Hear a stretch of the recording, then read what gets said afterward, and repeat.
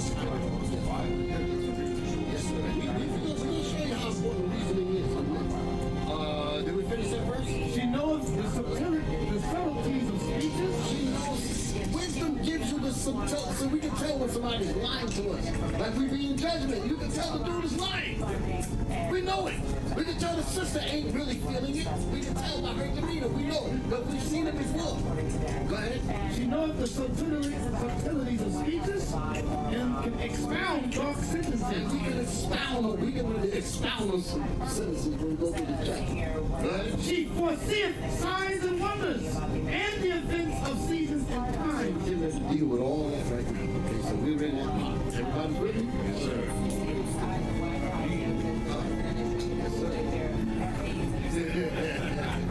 Give me King Leopold's letter. This is what the problem is when it comes to matriarchal-led church. Christianity is a matriarchal church led by women. And men basically have no power in the church, in the Christian church. Okay? And what we're about to show you here, I ain't got to read all this. Everybody should get this like 4 or 5 pages. Letter from King Leopold II of Belgium to the colonial missionaries. So this was a letter that was given to his what they call them, missionary murderers that went to pillage islands and give them Christianity to destroy their minds so that they can't think properly. That's basically what this letter is. It's a lot of good information in here, but I just want to get back to the point. You have heard the same thing. Your actions. Their actions will be directed essentially to the young ones. Read the one before they get out.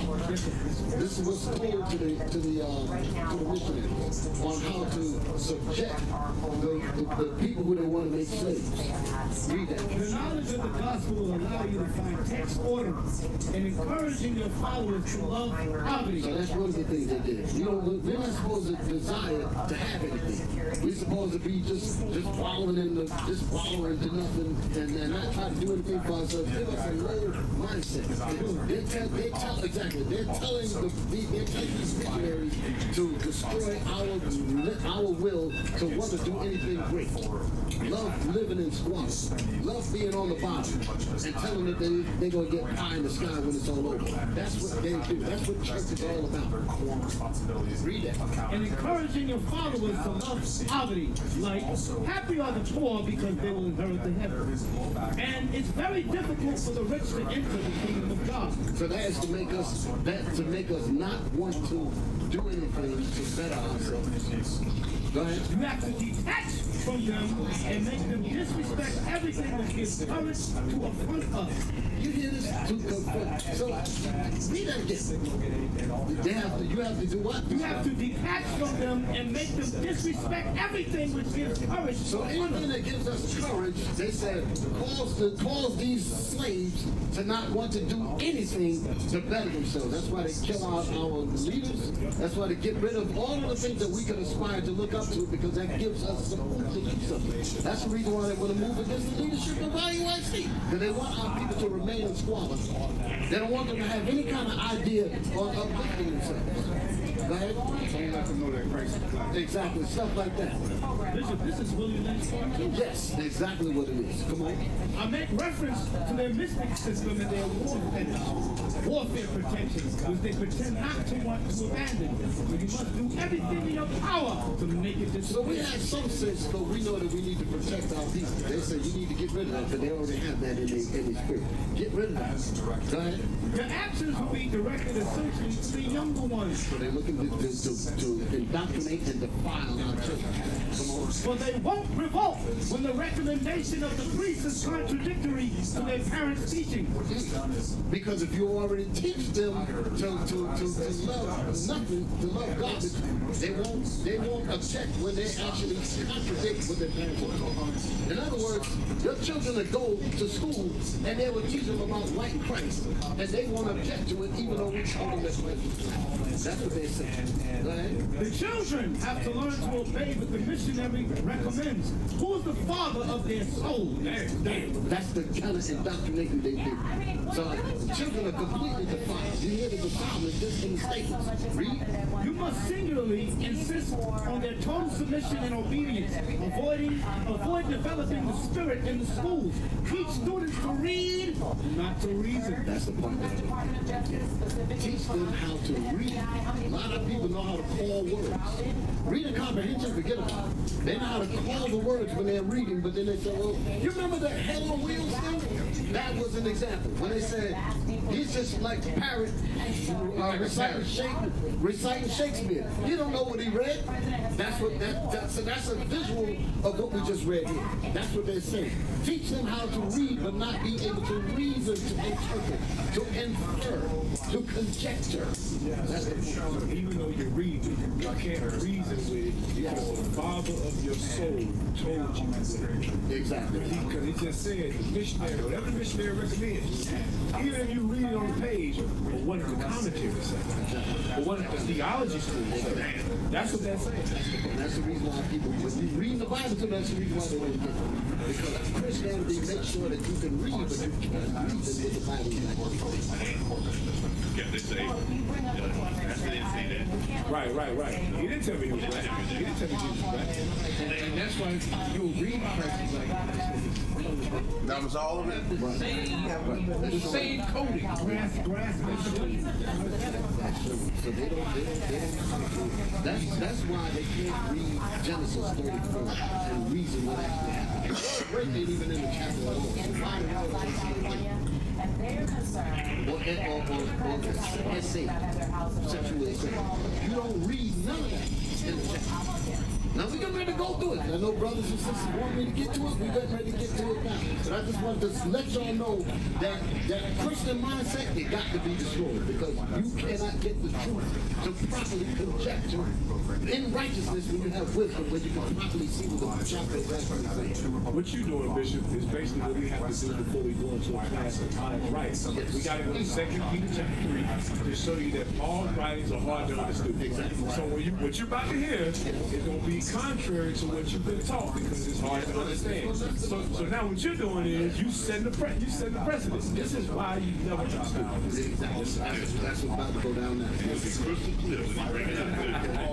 But let me now, one more scripture to show you the importance of reasoning. Give me the book of Luke chapter 24. We're going to read verse 12. I'm going to give you an example that reasoning was in the Bible. What are they going to say about those guys? No, they think I'm making this up. Reasoning, Leopold said, teach them how to read, but not reason. When it comes to reasoning, you try to ask our people on the street and tell them certain things to get them to reason what we're reading, and they just can't get it. And that's the result of Christianity. That's what Christianity has done. Which is, again, like I said, it's a matriarchal psychology that goes on in these churches. It's all about the women. The man has no power there. You got me? Read 24 and 12. Luke 24 and 12. Then arose Peter and ran into the sepulchre. And stooping down, he beheld the linen clothes laid by themselves. This was after Christ was crucified. That's what this is going into. Come on. And departed, wondering in himself at that which was to come to pass. Wondering within himself of that which shall come to pass. That's a part of reasoning there. Go ahead, but I ain't get to the mix yet. Come on. And behold, two of them went that same day to a village called Emmaus, which was from Jerusalem about 80 furlongs. Come on. They talked together of all things that happened. So Christ had just got crucified, right? And he is risen because they went and they said he was already dead. So the point is, everybody's trying to figure out, in their mind, they're replaying the events. That's what we're doing. We read through Genesis 34, and we're looking at the events of what we're reading, and we're conjecturing what's happening between verse. We can see it. Go ahead, read that again. What verse was it? That was verse 14. Read that again. And they talked together of all these things which had happened. So they talked together about, you remember how Judas did this and the scribes did this? So they're running it back in their mind. It's just like you just got robbed or something. And what the first thing they said, what did they see? And you trying to run. Did I do something wrong? Did I leave the door open? You're reasoning, how did this happen? That's what's called reasoning. Okay? Read that. And it came to pass that while they communed together and reasoned. And what? And reasoned. They commune and they read. And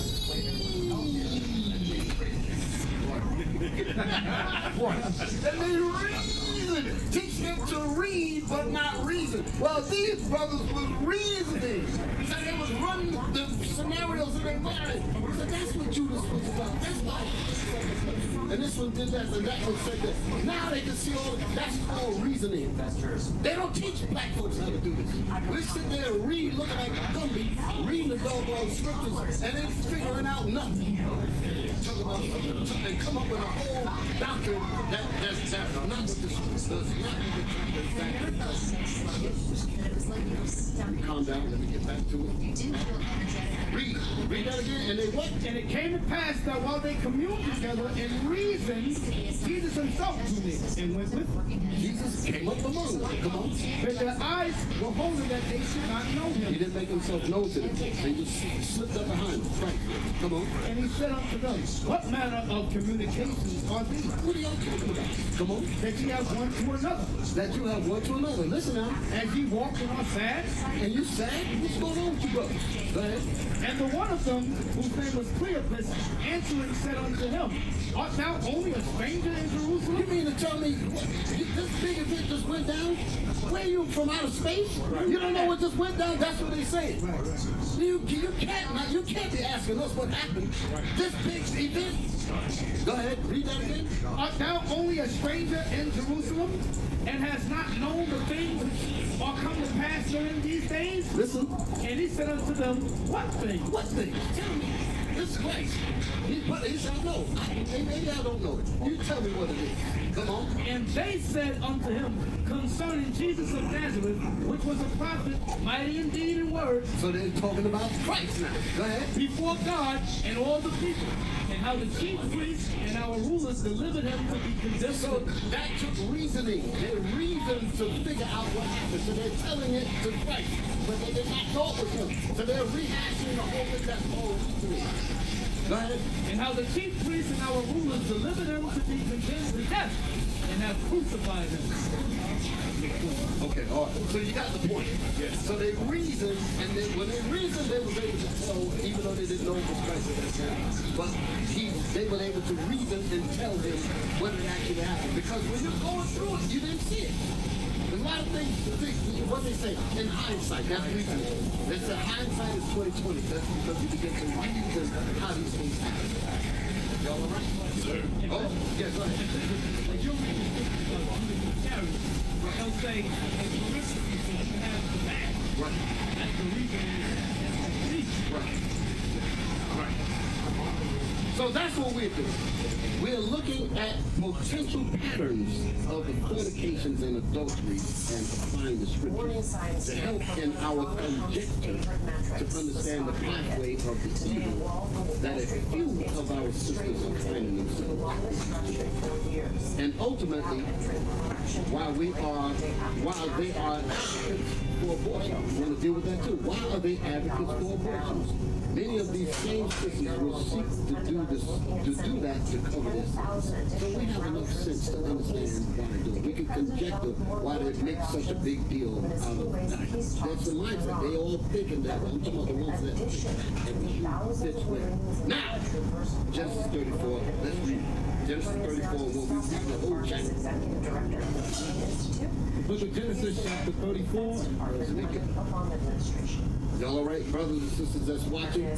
Maybe let's just orient our audience to some of the Some of them, What they do? brothers in there talking about why IUIC always talking down I was the Deputy Assistant Secretary of You mean because we're mentioning the problems that we see in our communities and we're actually reading the word of God to fix it? If I was a doctor, and they came to me with a brain tumor, and I'm telling them how good their teeth look, telling them how good their eyes look, how beautiful their skin look, that's not going to save them. Right. We need to deal with the cancer that's killing them. Right. So that's what we do.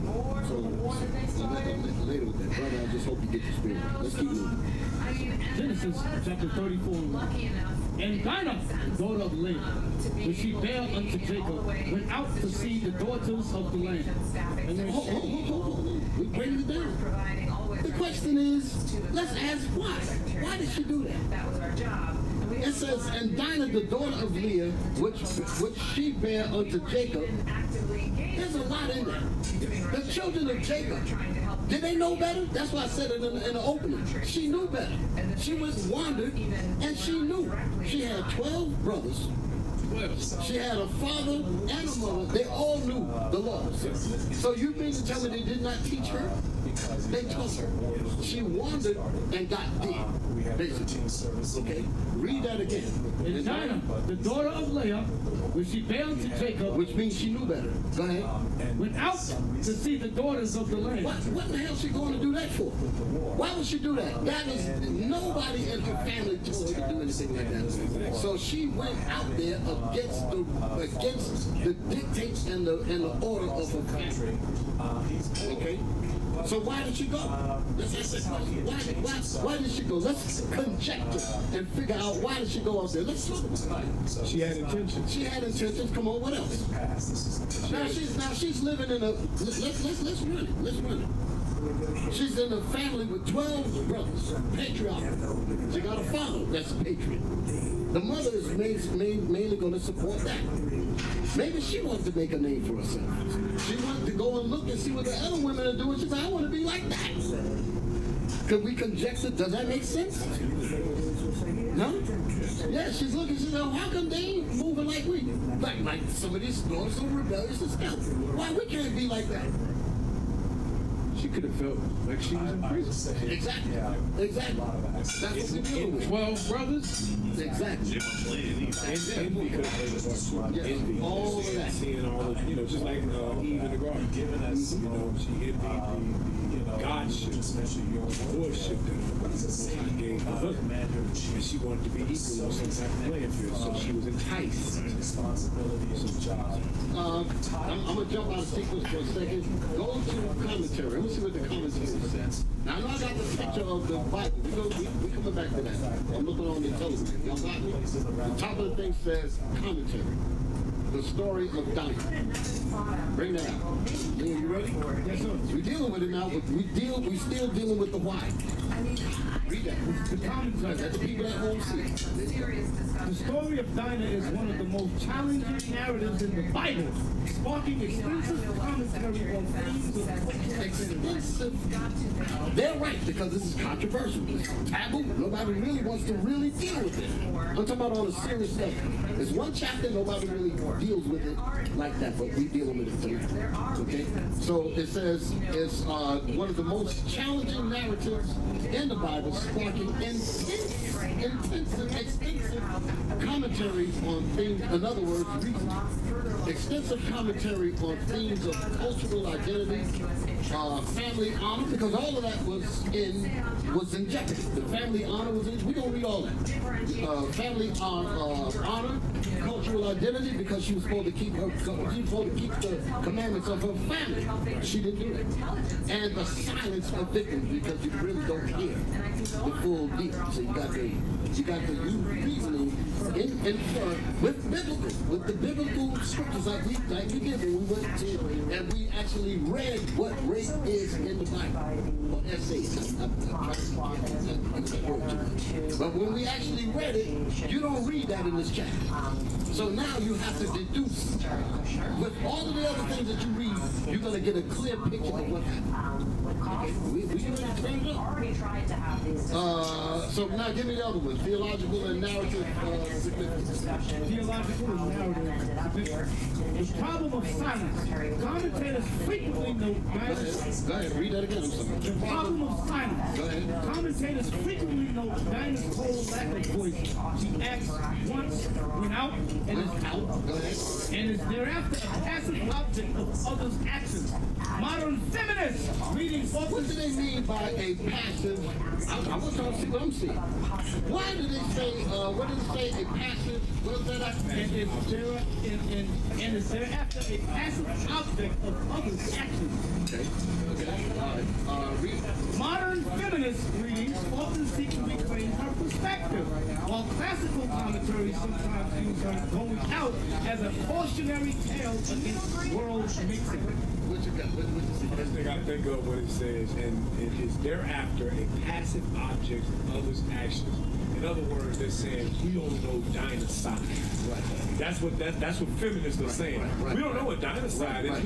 We don't know if she was raped. She could say she was. So they're gonna say that she was raped, they're gonna say even though we read the definition of rape in the Bible. Feminist. Feminist. That's it. Ain't amazing. Yep. Amazing. Now, let's go back to the Bible. Read the second verse now. Genesis 34, verse 2. And when Shechem, the son of Hamor, the Hivite, prince of the country, What was he? prince of the country, Princes ain't gotta rape nobody. Prince ain't gotta rape. I want so and so. And she'd be glad to give it. Go ahead. Read it again. I just threw that out there. I'm not saying that's what it was, but I just threw that out there. Okay? Read that again. and when Shechem, the son of Hamor, the Hivite, prince of the country, saw her, he took her and lay with her, defiled her. Hold it. All that. He took her. What do you mean that he took her? People take that word took for rape. Took there means enticed. That's what it is. We get ready to show you. Bishop, like I mentioned earlier, he took her from her father. Right. That's what it's talking about. Where did the daughters of the land that she went to go see? They took her to a place that a prince would be. They didn't take her to the ghetto. They didn't take her to the food court. They took her where he could see her. Think about that for a second. That's only where a prince don't see it. Right, exactly. But in addition to that, that talk is not necessarily talking about the physical taking. Yes. Because took, and then it says and lay with her. The lay with her is separate from the took. So the lay with her was the act. So what was the took? The enticement. The defiance. They're spitting the game at her. That's what it was. She saw all of the the significance of the split. And she said, hey, I am with this patriarchal family, and I'm, they got all the names and this and that and the other. Look at all. I can have some of this glory over here. Her mind went just like sisters do today. They literally wander off into areas and then they get defiled. Somebody spit game to them. Next thing you know, their legs is wide open and the niggas is all up in it. Because he wasn't no bum. Not at all. Because Jacob had some wealth. Yes. Bring it up. Jacob had some wealth, so she couldn't just deal with no bum. No. She had to go get a prince. Okay, I know people get mad. Good stuff. I like this. You all right? I love it. That's what you gotta do, the Christian mindset. You got to do that. You got to do that thing. What you got to do? That ain't no different than the sisters today on social media to get a basketball player, a football player. It's the same thing that they do today. Sisters grow on these streets, their minds become defiled. And the next thing you know, they go meet somebody somewhere, and then the dude pull the drawers off, and he's just, this is what happened to him. This is what happened. Remember in Isaiah 3 it says she goes fencing, like tinkling with her feet, fencing as she goes. She went so that she could endure. Man, that's what she did. If that was not the case, then when the prince saw her, and even if he did say something, she would have rejected him. But she went there with the intent of her When you read it, it almost seems like she was dealing with those telling what she was. You know what? I'm giving it a gun. I don't want to jump the gun because what you just said made me just jump the gun. I gotta wait for it because I gotta keep it. I gotta keep it. It's coming though. It's coming. It's gonna clear all the stuff. It just shows that there's a dispensation of time in that verse that you have to conjecture to say, she didn't just go out there once. Exactly. That's my thing. And I'm trying to put it in my mind. If she went the first time, she still had to come back home at night. How did she hide what she was doing? Because these women do that to this day. You have some of these sisters will be up under their father's house, will sneak out and be dealing with a dude for weeks. And the next thing you know, she's pregnant, or you find out something on social media, you know, or whatever. Then you're like, what? How the hell did this happen? So she got to come back in and all that deception going on. This is what experience taught us. That could be the case here. Because Bishop, it tells you a little bit later down in the verse that the brothers were out in the field. So their presence wasn't there where she got to sneak out and do certain things. And that goes back to what Bishop read earlier. Keep a sure eye, that's a sure watch for the shame. That's all. Why would she even be over there if she wasn't sure? So why would she even be over there? Looking at the other women, look at what they're doing and why she can't have a problem. And Bishop, you can see she can sneak around. Jacob had so much cattle, so much man service, Genesis 30, so much going on. That goes also towards that Proverbs 7 where it says, a good hand is not as holy. Exactly. Now, let's read verse 2 again. And when, Genesis 34 verse 2, and when Shechem, the son of Hamor, the Hivite, prince of the country, saw her, he took her and lay with her and defiled her. Took her and defiled her. Took her and defiled her. What does that word defiled in that verse mean? That's the question. Put my Bible, I took a picture of the page. Put it up. Now read verse 2. I want everybody to see what they're looking at. And when Shechem, the son of Hamor, the Hivite, prince of the country, saw her, and he took her and lay with her and defiled her. So what does, you see I got it highlighted. Look over in the margin. Look at, wait, defile got a number on it, does it not? Number 8. Okay, let's see if we can conjecture by looking at this and see if this happened the way we're going to bring it out. What does it say? Humbled her. Humbled her. And the third verse expounds on what happened in the second. That's the point. The third verse expounds on, just like Genesis, the second chapter, expounds on what happened in the first chapter. That's the point. Okay? Now let's read it. We get ready to just move on through this thing. You ready, Captain? Yes, sir. We hot now, right? Yes, sir. We got the oil ready. We read the roll. You don't humble or break These are the, when you're reasoning, you would automatically see that. Yes, sir. You would automatically see that, but Christianity blocks reasoning. You just look at words with no reasoning, and you don't understand what the hell it means. Put that Bible verse back up there again. Tomorrow, millions of Okay, and when Shechem, the son of Hamor, the Hivite, prince of the country, saw her, he took her, he rapped to her. That's basically what he did. And he laid with her and defiled her. Okay, so what does defile mean? It is right there. Now, give me my other picture. Give me I got the word. This is by a coalition of groups, including the Human Rights Campaign, and now is the one who is responsible in organizing this effort. Lee Saunders, president of the American This is out of an old dictionary. They broke it all the way down. I had to say this. Entice, definition, number 1. To incite or instigate. Two, shrink it so they can get all the words on it. I'm talking about the brother that I know we are. To draw on by exciting hope or desire. He's excited for it. Why would she leave her house? Why would she leave her children? Why would she leave her family to go wandering over here if she wasn't looking for something? He saw that. Brothers see sisters in the street, and he can say, I can tell she wanted it. Because they see it in their spirit. You understand? And they know what to say. They know because they already see it in their spirit. She keep looking. That's what happened there. That's what happened there. Come on. Read on. To allure. To allure. To allure. To draw them to you. That's enticing. Attract. Attract. Go ahead. As the bait entice the fishes. Hamor entice her as the bait.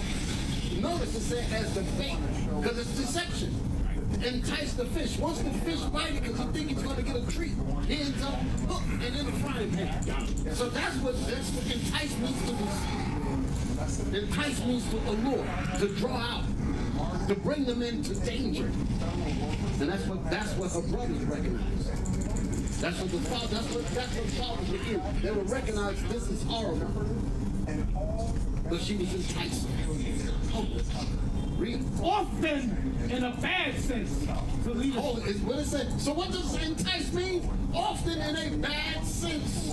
Because she is being allured away from my protection. I had instructions, I had plans for what my daughter was supposed to do. And you enticed her and allured her away from my protection, and you're going to do what to her ill will. And that's not what I want. So that's in a bad sense. Often in a bad sense to lead astray. To lead astray. Dinah was led astray. Come on. To induce to evil. To induce to evil. That was evil for her to even be there. She could have been there in the first place. Go ahead. To tempt. To tempt. That's what happened with her. Tempted. Go ahead. Is there more on that? My son, if sinners entice thee. So it's letting you know what enticing actually means. It's a bad thing. You got brothers trying to use the scripture, Exodus 22:16 to us. If a man entices a woman, you automatically make her your wife. The father said, hell no. If the father utterly refused, he said, because you enticed her. You didn't come to me. You spit game on her, made her forget, allured her away, often in a bad sense, away from my protection. You took her, and now you defiled her and changed her whole mindset. Well, I don't even recognize her no more. Now she got a baby living in my damn house with your spirit.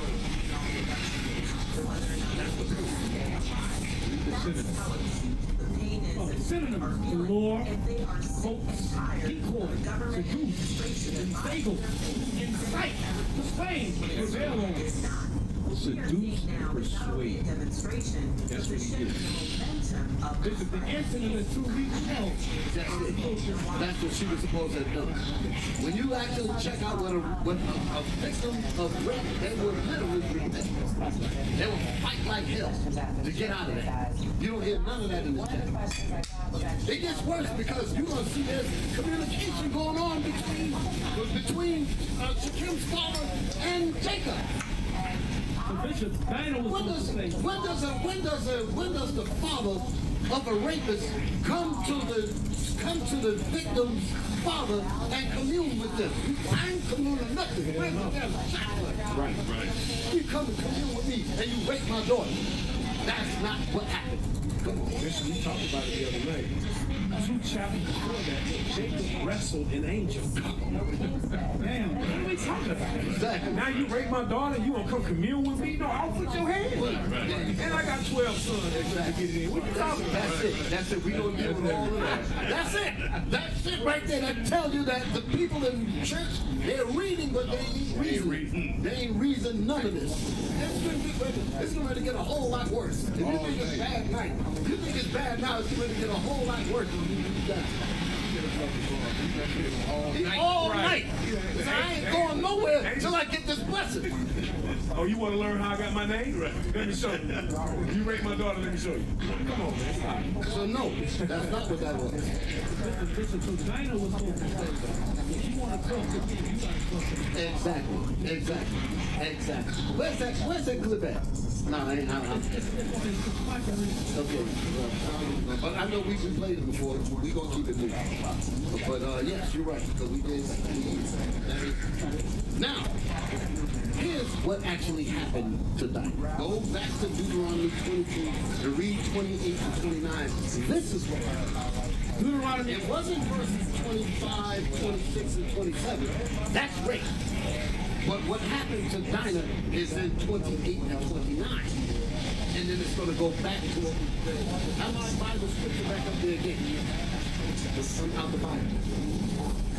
Deuteronomy 22, verse 28. If a man find a damsel that is a virgin, which is not betrothed, and lay hold on her. What verse are you in? Verse 28. Yes, sir. Read that again. Deuteronomy 22, verse 28. If a man find a damsel that is a virgin, which is not betrothed, and lay hold on her. This would be done. She was a virgin. She was not betrothed to another man. She belonged under her father. Okay? Go ahead. And lay hold on And her. lay hold on her. He controls her. That's what it's done. You're going to find out that this hold is not rape. It's going to be crystal clear. You got some bum brothers trying to teach the Bible, talking about this means he raped us. You nasty Negroes. That's not what this is talking about. Read that again. This is going to prove it. If a man find a damsel that is a virgin, which is not betrothed, and lay hold on her, and lie with her, And lie with her, but and they be found. you don't, and they be found. That means they was in that haystack rolling for a while. Somebody walking. That ain't no rape scene. You understand what I'm saying? Somebody might say, well, it could be, but we're going to find out that it ain't by reading on. By reasoning as we read. Read it again. And lay hold on her, and lie with her, and they be found. They be found. They stayed there talking about how good it was. Damn. Laying back on each other. Go ahead. Pillow talk. That's what that's talking about. Go ahead. Then the man that lay with her shall give unto the damsel's father 50 shekels of This silver. is where Exodus 22:16 comes in. But the father said, hell no, I'm not giving you to her. So that's why the 17th verse says he refused it. Read that again. I just threw that in there in case someone was asking. Read that again. Verse 29. No. What was the verse? Yeah. Then the man that lay with her shall give unto the damsel's father 50 shekels of silver, and she shall be his wife, because he hath humbled her. Because he had what? Humbled her. This is what she can say. Because they Dinah probably told him that if we do this, we're going to have to go through these steps. Abigail Spanberger be the governor. This is reasoning. He ain't just knocked the boot. I know this Dinah's our sister. These Hamites ain't our people. But we got to look at what we're reading. You know there was some talk. Obviously there ain't no rape going on because she didn't cry out. Like we read in the other verses. She didn't do none of that at all. Read that. Because he hath humbled He her, has humbled her. Go ahead. he may not put her away all his days. 2026 is happening right now. Hey, Yes, sir. and another thing is, when her brothers came, they said, hey, you gotta get circumcised. So this shows you. That shows you that right there, because it was, even though they went and did what they did to them with that, but we're gonna deal with that too. We're gonna deal with that too. But I know people, well, why did they do such a violent act? The point that people got to ask is, why was there a discussion, a disagreement between the brothers that did this and Jacob, the father? Why was he worried about his own safety? If my daughter got raped, I wouldn't give a damn about nothing else. She read it. You can see nothing but red. So that's letting you know that Jacob knew what happened. And for this man to come and tell us that we're going to commune together? Nah, people, you got it wrong. You did not understand the scriptures. You did not reason in the Bible. Jacob knew that his daughter was out there He sleeping. knew exactly. He said, I'm not going to risk my whole family. And you brothers went and made us stink before all of them. Now they all might tear us up. Because she went out on her own and did this. If she was truly a victim, we wouldn't have dead. We wouldn't have dead. Gave a damn at all. That's reasoning. That's reasoning. I done jumped it. I done jumped up and jumped it to the bottom. But it gets worse. It gets worse. Read that 29 again and then go back to Genesis where you got my page on the book. That's the reason why it used the word defile as humble, because this is what happened to me. Read that again. Genesis 34 verse 2. Read that again. Genesis 34, verse 2. And when Shechem, the son of Hamor, the Hivite, prince of the country, saw her, he took her and lay with her and defiled her. And he defiled her. What did it say in that column? Put it on the board. Number 8, Number 8. What did it say? humbled her. He humbled her. That's the reason why the third verse say what it says. Read the third verse now. And his soul clave unto Dinah. Because she was welcoming that humbleness. They was making love. Let me say it that way. I know that sounds bad. Nobody, they don't want to accept that thing, but that's what she went and did. Got to accept it, because that's what happened. Read that whole third book. We're gonna read all. We're gonna get all in it now. Don't get excited. We're going all the way down. Read it. And his soul clave unto Dinah, the daughter of Jacob. You clave to the daughter. To rape her, you would have to punch her in the face, bruise her up. To rape somebody, dude, that's violence. What your Torture them. So how the hell you gonna speak nice to her after you don't punch her in the face? You don't punch her in the ribs.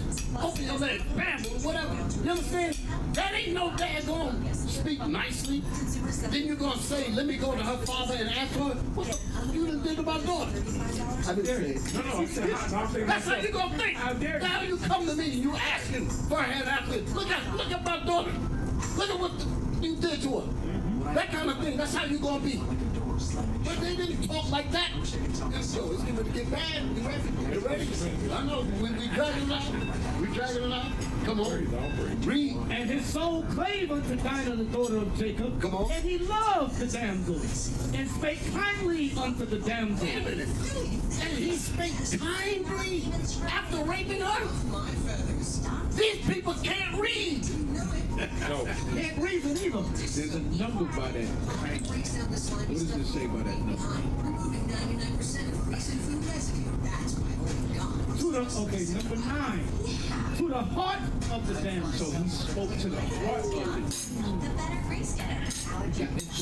He got into the mind. He ran the game. Scooted down to the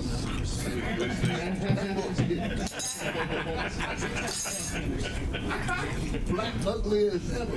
Right. Down to the socks. That's what he did. The thing is falls on it. I know them to say, well, how can you speak about this is your people, y'all stop. You're making fun of it. I ain't making fun of it. I'm just showing you when our women are rebellious, this is the kind of stuff that happens, and they get defiled. That's what I'm talking about. You can't make a rape case out of this. The lesson is for you women to stay underneath your father. That's what the point of why this chapter is even in the Bible. Is for you to stay within the protection of your family, to not wander out. That's the point. Where you at? What you was bringing out, Elon? We just give it a read on down now. Yeah, we touched the bishop. Okay, hold it. Go to Exodus 20. I got these things ready. I got these things ready. Exodus 20, 17. Exodus 20, verse 17. Thou shalt not covet thy neighbor's house. Thou shalt not covet thy neighbor's wife, nor his manservant, nor his maidservant, nor his ox, nor his ass, nor anything that is thy neighbor. Nor anything, including his daughter. That is the neighbor. You're not supposed to covet that. Dinah knew this. All the people in her family, they knew these laws. They knew this. Give me 22. Exodus 22, verse 16. Exodus 22 and verse 16. And if a man entice a maid that is not betrothed and lie with her, he shall surely endow her to be his wife. That goes back to what we read earlier. This is what the plan was. This is what Shekem's plan was. Go ahead. We've seen this in the Bible. Go ahead. Read verse 17 now. If her father utterly refused. This everybody refused. If her father utterly refused to give her unto him, he shall pay money according to the dowry of virgin. And this is what the two brothers did to all of them handmaids.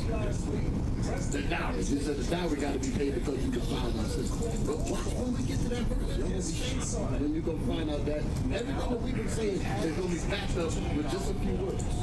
Okay? Go back to Genesis 34, verse 3. Genesis 34, verse 3. And his soul clave unto Dinah, the daughter of Jacob, and he loved the damsel, and spake kindly unto the damsel. Spoke to her heart. Go ahead. And Shechem spake unto his father. So wait a minute. So that's the fourth verse. So the point that I want to make after reading this is saying, and his soul clave unto Dinah, the daughter of Jacob, and he loved the damsel. That don't sound like a rape. He loved the damsel, and he spake kindly unto her. I want this woman. In his mind, that was some good stuff. I'm getting old if I say it. But that's the conjecture. We can think like that. You understand?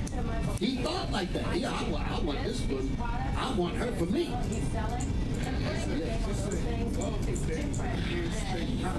That's a disposition. Absolutely. That did not happen in no one. That go back to your point. That took time. They in a relationship. They're in a relationship. And it also points to the fact that for him to say, I want this one, he's a prince, he's had more women than this one. He was not a virgin. That's not where he looked at her, saw her, and laid with her and said, he said that because he had past experience with other women. Devil had Israel. Exactly. She was light. She was different. And I said, I want this one. That's here. That's what happened. That's what happened. Yep. Okay. Go to your father. Yeah, exactly. Just like what somebody would do. She told him what he had to do. Exactly. She laid it out. She told him. That's the point I was bringing up. She had to school him on how can I get my father to agree with me. You're gonna have to tell your father to go speak to my Tell your father, because your father's a king, and so is mine. Have to come together. So the word rape never got to take it. The word rape didn't come on our side at all because they clearly understood what happened. There ain't no force in it. Shechem spoke that way to Dinah because he wished to entice her. That's how he, and ultimately the whole city defiled Dinah. Let's explain that. They defiled Dinah. Jump to verse 26. Genesis chapter 1. Yeah, the bombs is about to fly. The bombs is about to fly. Read verse 27. Genesis 34, verse 27. The sons of Jacob came upon the slain. So this is after the thing went down. This is after they got the foreskins, they're ready to be circumcised, and they saw. So then Simeon and Levi went and tore their hands up. Go ahead. So they're explaining this now. Come on. And what? The sons of Jacob came upon the slain and spoiled the city. Why? Because they had defiled. Because what? They had defiled their sister. They? Who the hell is the they? Come on. Who is the they? It was Shechem that was speaking to her. Who's the they? That goes back to your point. She must have been over there a few times because many of them say, oh, he's the prince. He's so-and-so. You see how these girls that get lured away from their fathers. I'm talking real stuff now. We can ready to reason again. Some of these daughters have ran away from their owners. Got online, got on Facebook and different stuff like that, and found a whole new community. And been brought into a whole new community that the parents know nothing about. And then they got some guys in, I'm talking about girls now. The daughters might be talking to some of these girls on these Facebook, Instagram, and or in school with them. And they all got groups together. Follow what I'm saying? And they're talking to them.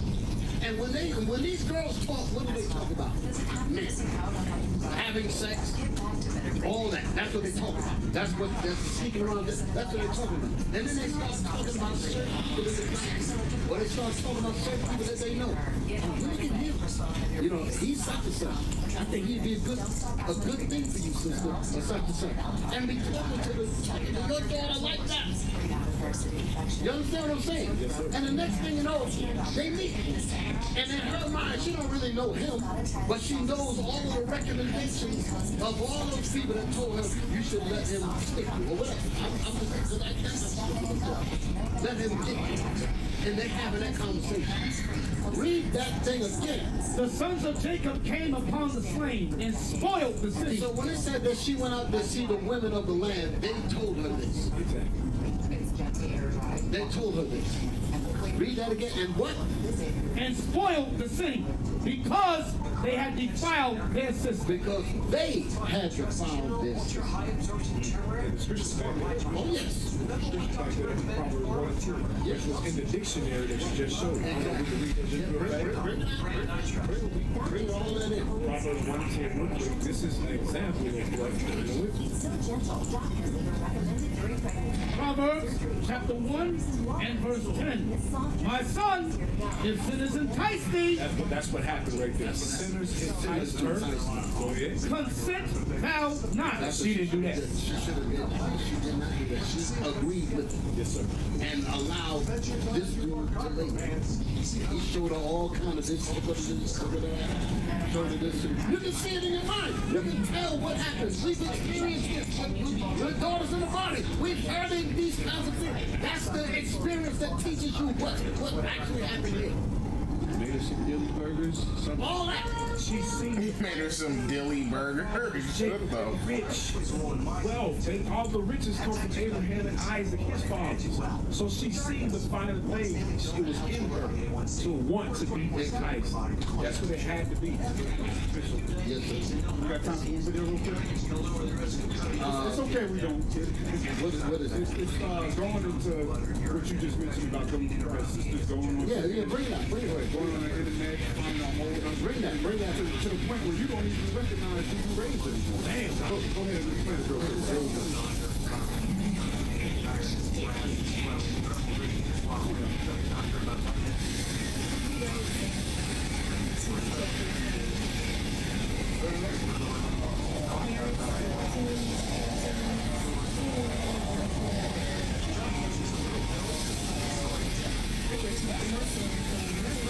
I never even thought that was my son.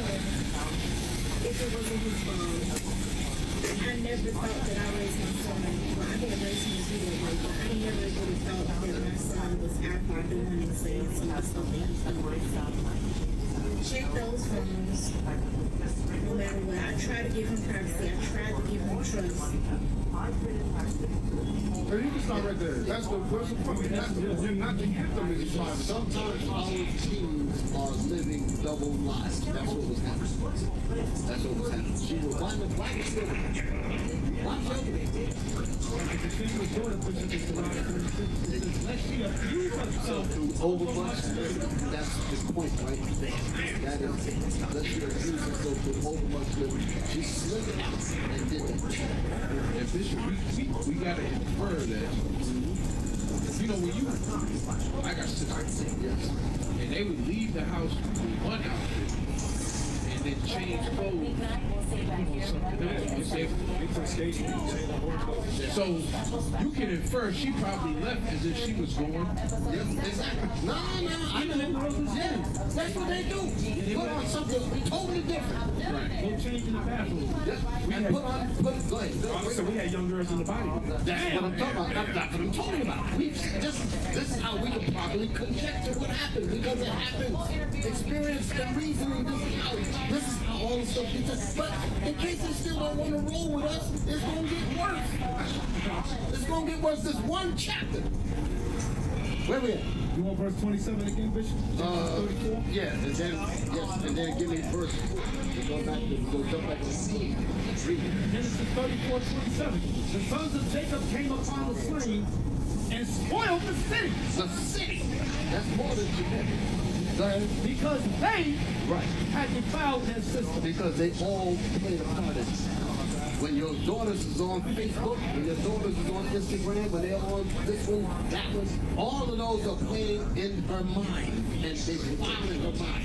When you talk to them, we've had some we try to talk in, and it's like we can't even recognize them anymore because their mind is out there. Gone. And then I had to speak to a brother in Raleigh. This was when I first came down here, and his mind was already gone. And he answered and he said, well, let me go and deal with it, and then when I deal with it, I'm going to come back. And you remember that? Because I talked about that before. And you said, but your calibration is going to Exactly. be Your whole mind, your mind will be defiled where you will think that's right and we're wrong. How in the world you going to come back to something that you now deem is wrong? That's what defile means. Once the spiritual makeup is changed, it's defiled. Defiled means removed from the way it was meant to be. The fathers and the mothers meant for her to be a particular way. She's defiled from that, and they are no longer what you made them to be. It's defiled. The mind is defiled. Okay? So they did it. It was a team effort, a whole city worked to that. Because later on, somebody said, well, let's get all of them men and the daughters and deal together. They all knew. That's telling you again, there was conversations about this. How in the hell is the whole city was planning on marrying our sons and daughters? Remember that part? The whole city was going to do it because they all knew about that part. They all played the part. They all played a part in it. They said, well, that happened to you. Maybe we can all get it. The brothers set them up so good. That's the point. Yes. They told them, y'all, whoever wants to marry our daughters, just get circumcised. Right. So everybody that played the part, Exactly. luring her out, who she was hanging out with, who she was Exactly. dealing That's with. the point. And that's why the Bible says they. Because they was all a part. He said, these are the type of women they got amongst them. No man amongst them needs to be alive. Remember that? Right. So when he saw Dinah, he saw different. We want all the women. They producing women like that. We want all the women. That's what's Read verse 4 to 7. Let's get it in. Genesis 34, verse 4. And Shechem spake unto his father Hamor, saying, get me this damsel to wife. And Jacob heard that he had defiled Dinah his daughter. Now his sons were with the cattle. Now his sons were with his cattle in the field. It says, what was that? Verse 5. And Jacob heard that he had defiled Dinah his daughter. Now his sons were with. So defiled here again means he opened. My daughter is not who I expected to be. Yes, of course, he laid with her also. So the lay did come. But the defiling is the deal. Because in other words, rape ain't here. Rape is not here. That's the point. Read it. And Jacob heard that he had defiled Dinah his daughter. Now his sons were with his cattle in the field. And Jacob held his peace until they were come. You ain't holding your peace if your daughter got raped. You ain't holding your peace at all. What was the name of that movie? What's the name? Samuel Jackson? What's Time to Kill. The Time to Kill. I didn't even see the movie and I heard about it. Yeah. And that dude wasn't. I gotta watch it. Because I believe that that's the way a man would act if his daughter was in fact raped, if he loved her. I gotta watch it. No, I'm gonna turn that on. Read on. And Hamor, the father of Shechem. You in verse 6 now. Yes, sir, verse 6. And Hamor, the father of Shechem, went out unto Jacob to commune with him. With me. Samuel is the father of a rapist that raped my daughter is going to come and commune, sit down and pray together. That's what commune means. Commune. What did it say? With Abraham and when he was when they was walking with Abimelech, what's it? You know what I'm talking about? They used the same word in there, don't it?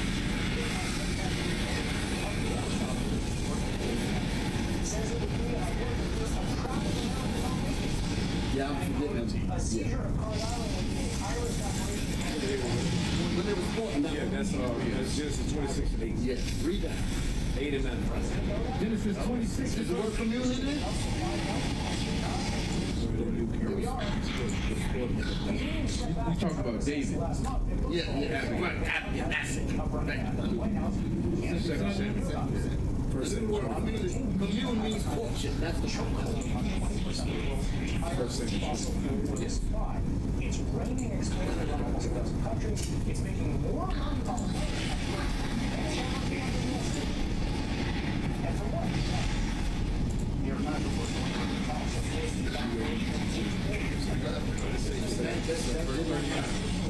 A righteous man like Jacob that dealt with an angel 2 chapters earlier. Genesis 1 Samuel chapter 25, verse 39. And when David heard that the ball was dead, he said, blessed be the Lord, that have pleaded the cause of my reproach from the hand of the ball, and have kept his servant from evil. For the Lord hath returned the wickedness of the ball upon his own head. And David sent and communed with Abigail. And he did what? Communed with So Abigail. he communed. He's rapping to her. And tight, bring it. Listen, I need to bring you with me. Giving her all that speech that she wanted to hear. He already said, blessed be the Lord God. That's it. So he laid it on. He said, Shalom. Yes, he hit her with all that. All that. He hit her, tore her ass up with that. And what it says, it says, and take her to him to wife. Took. So then he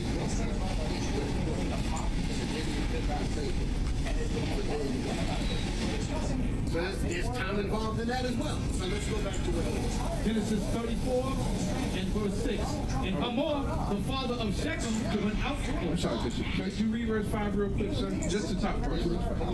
Oh, Genesis 34 and verse 5. Yeah. And Jacob heard that he had defiled Dinah his daughter. So he hadn't met with the king yet. Meaning somebody came back and told Jacob what happened with Dinah. That's it. Right? Go ahead. Now his sons were with his cattle in the field, and Jacob held his peace. So Jacob sent for his sons because it's going to tell you in the next verse. Go ahead. So they would come, and Hamor, the father of Shechem, went out unto Jacob. That's why it says Jacob held his peace until they would come in. He sent somebody to get them. So Jacob knew exactly what happened. He knew that there wasn't a record. Right. Read that again. And Jacob heard that he had defiled Dinah his daughter. So he was told how it went down.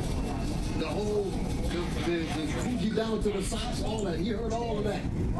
Jacob was definitely pissed about it because he had plans for her. He said, you know your daughter went out over there? That's the point that he got. That's the news that he got. Because now you're going to come and we're going to sit down and break bread. There definitely was no rape, no violence, nothing. It was none of that here. They defiled Come on. Verse 7. And the sons of Jacob came out of the field when they heard it. 6 again. Verse 6. I want that word commune to stick. And Hamor, the father of Shechem, went out unto Jacob to commune with him. Commune with Jacob. There's no communing like Abigail and David. There wasn't no communing when you break my daughter. That did not happen. Go ahead. And the sons of Jacob came out of the field when they heard it. So they heard about it. Come on. And the men were grieved. They were grieved. Why were they grieved? Because Dinah was defiled. Now she got another spirit on her. And plus she laid with her history. But they like, this man took our daughter away from us. That's the anger. But then my point is, there's not a rape in this. It's not a rape in this. This is the defiled of her being defiled. That's the point. Read. And they were very wroth, because he had worked folly in Israel, in line with Jacob's daughter. In line with the... Where you reading here where it says that he forced her and... That's not in here.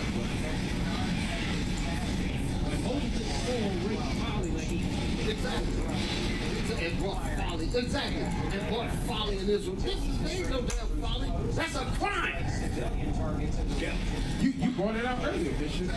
If he had raped her, the scripture says that there was no sin that she committed. Right. So it would have been death.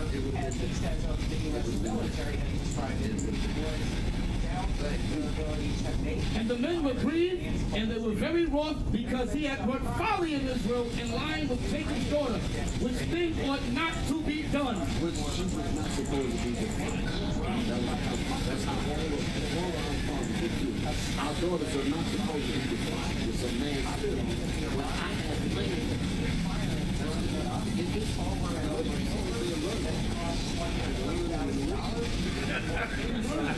Reason.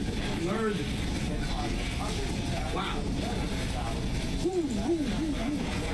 So, give me the 8th verse now. Verse 8.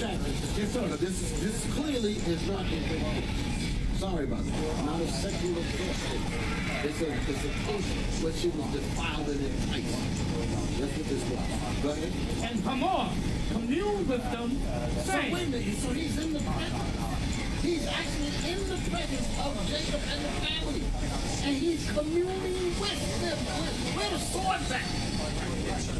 You know what I'm saying? There ain't no swords, none of this come up. They're communing sitting down, probably breaking bread.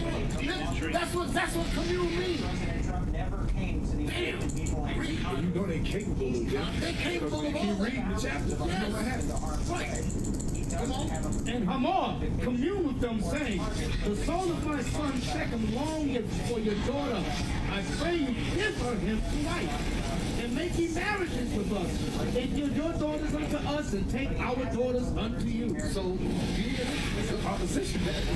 So they went beyond Dinah. Right. They said, we want all of them. Yeah. Because what he did, we wanted to do that to all of the women. Where you, Eli? Let me out. He said, I pray you give her him to wife. Who talks to another man like that after your son supposedly just raped his daughter? That does not happen. That does not happen. We got enough sense to know that the reasoning won't lead us to conjecture that type of You can't see that. That just means you don't want it. rebellious as hell, wicked as hell. You're going to get into the reason why they're thinking that way too. Okay. Where am I? That was verse 9. Okay, read. Verse 10, and ye shall dwell with us, and the land shall be before you. Well, and trade ye therein, and get you possessions therein. Negotiations. Yeah. He hit them with it. He hit them with it. And Shechem said unto her father and unto her brethren, let me find grace in your house. And what ye shall After this happens. Let me find grace in your eyes. Go ahead. and what ye shall say unto me, I will give you. Ask me never so much dowry and give.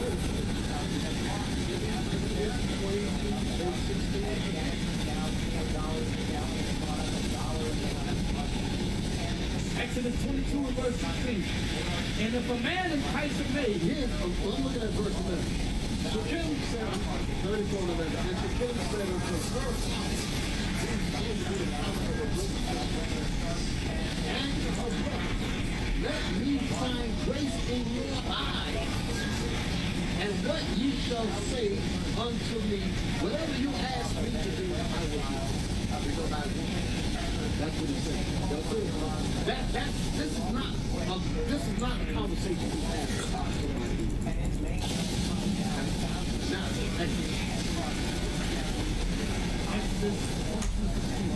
and if a man entice a maid that is not betrothed, and lie with her, he shall surely endow her to be his wife.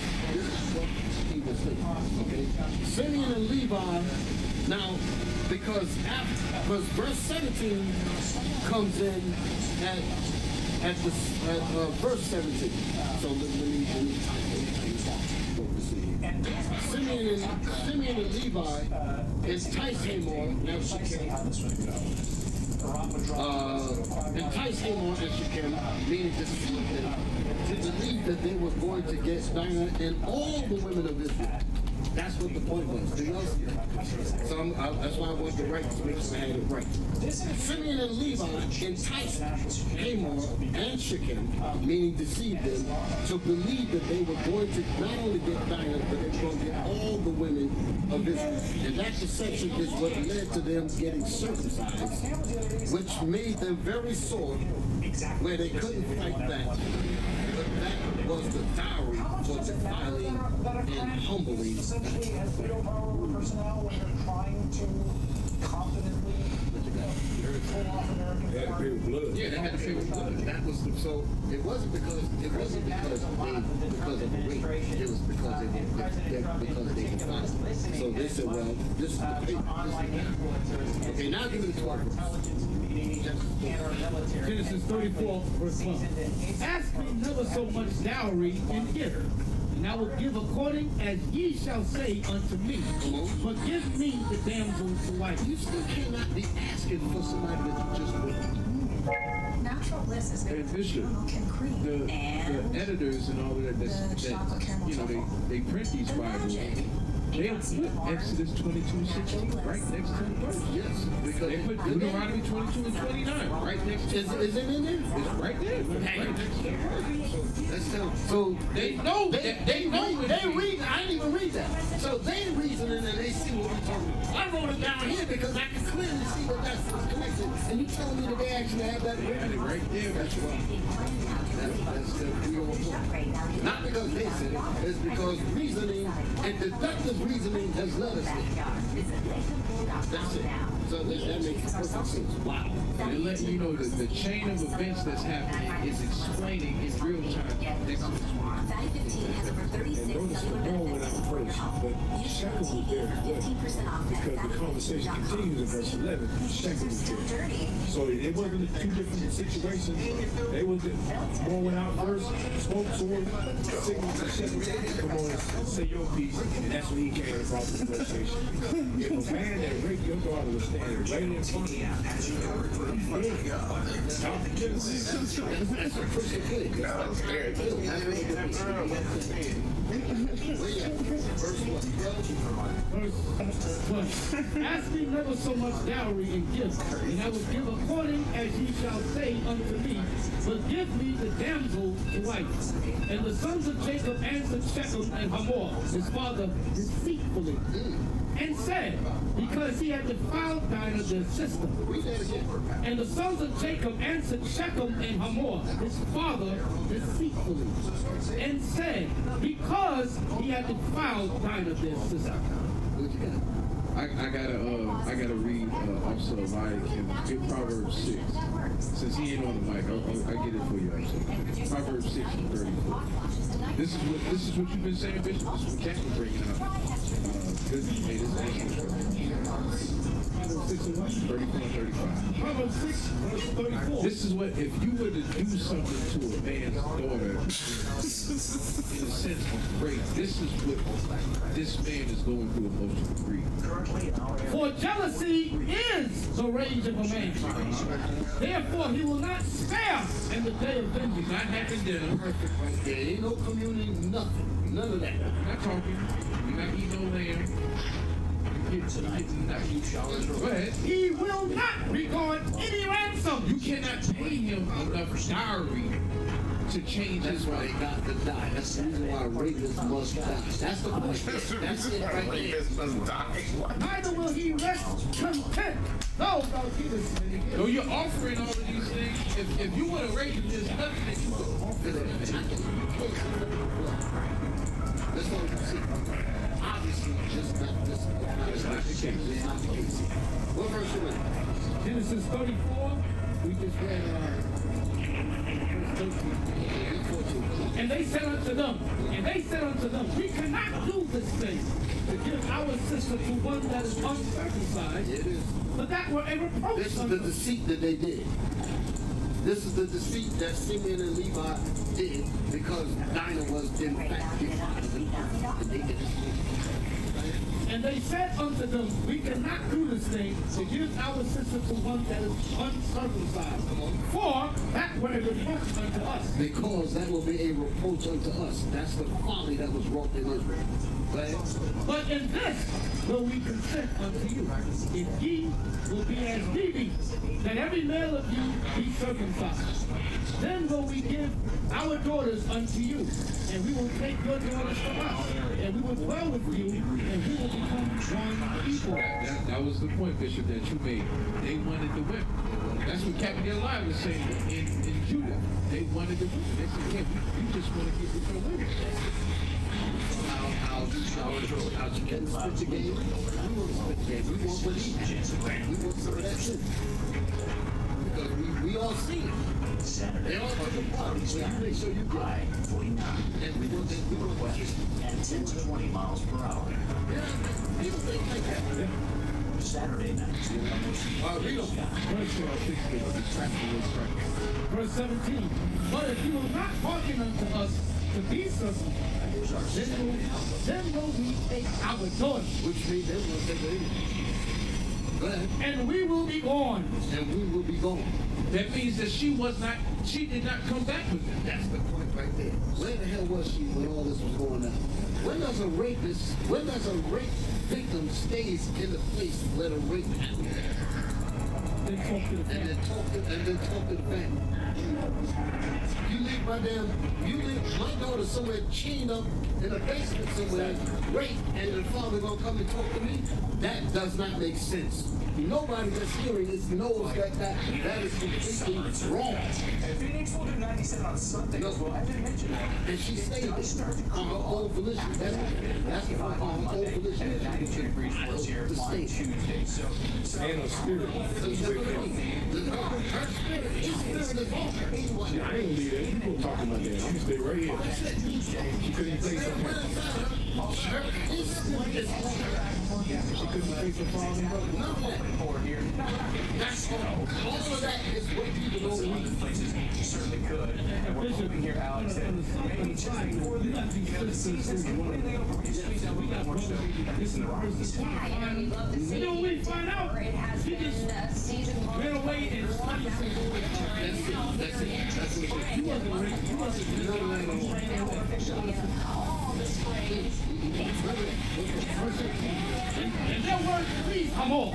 And second, come on.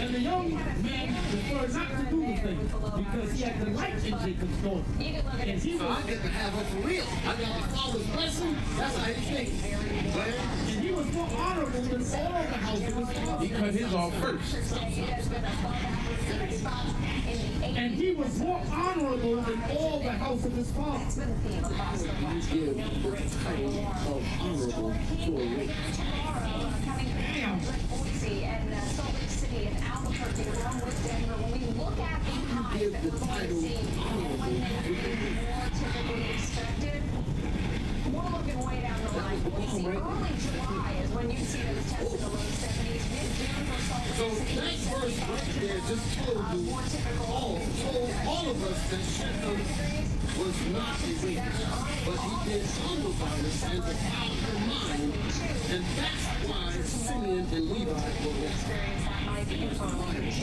Yes, he is. Yeah, the kind of temperatures that we're seeing right now. Here we are in Rapid City, South Dakota. Now, because of Camera switch guys.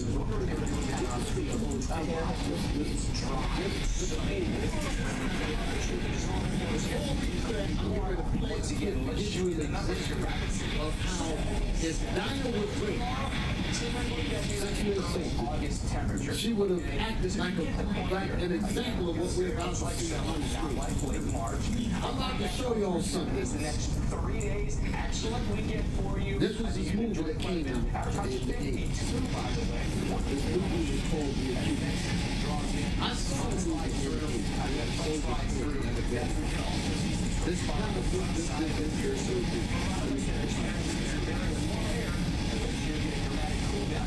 movie, I'm talking about it being black. Even though it's obviously we're not going to show anything but the scenario about what happened is so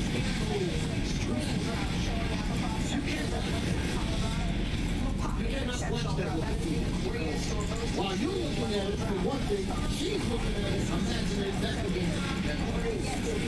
It would be traumatizing, but it would be watched.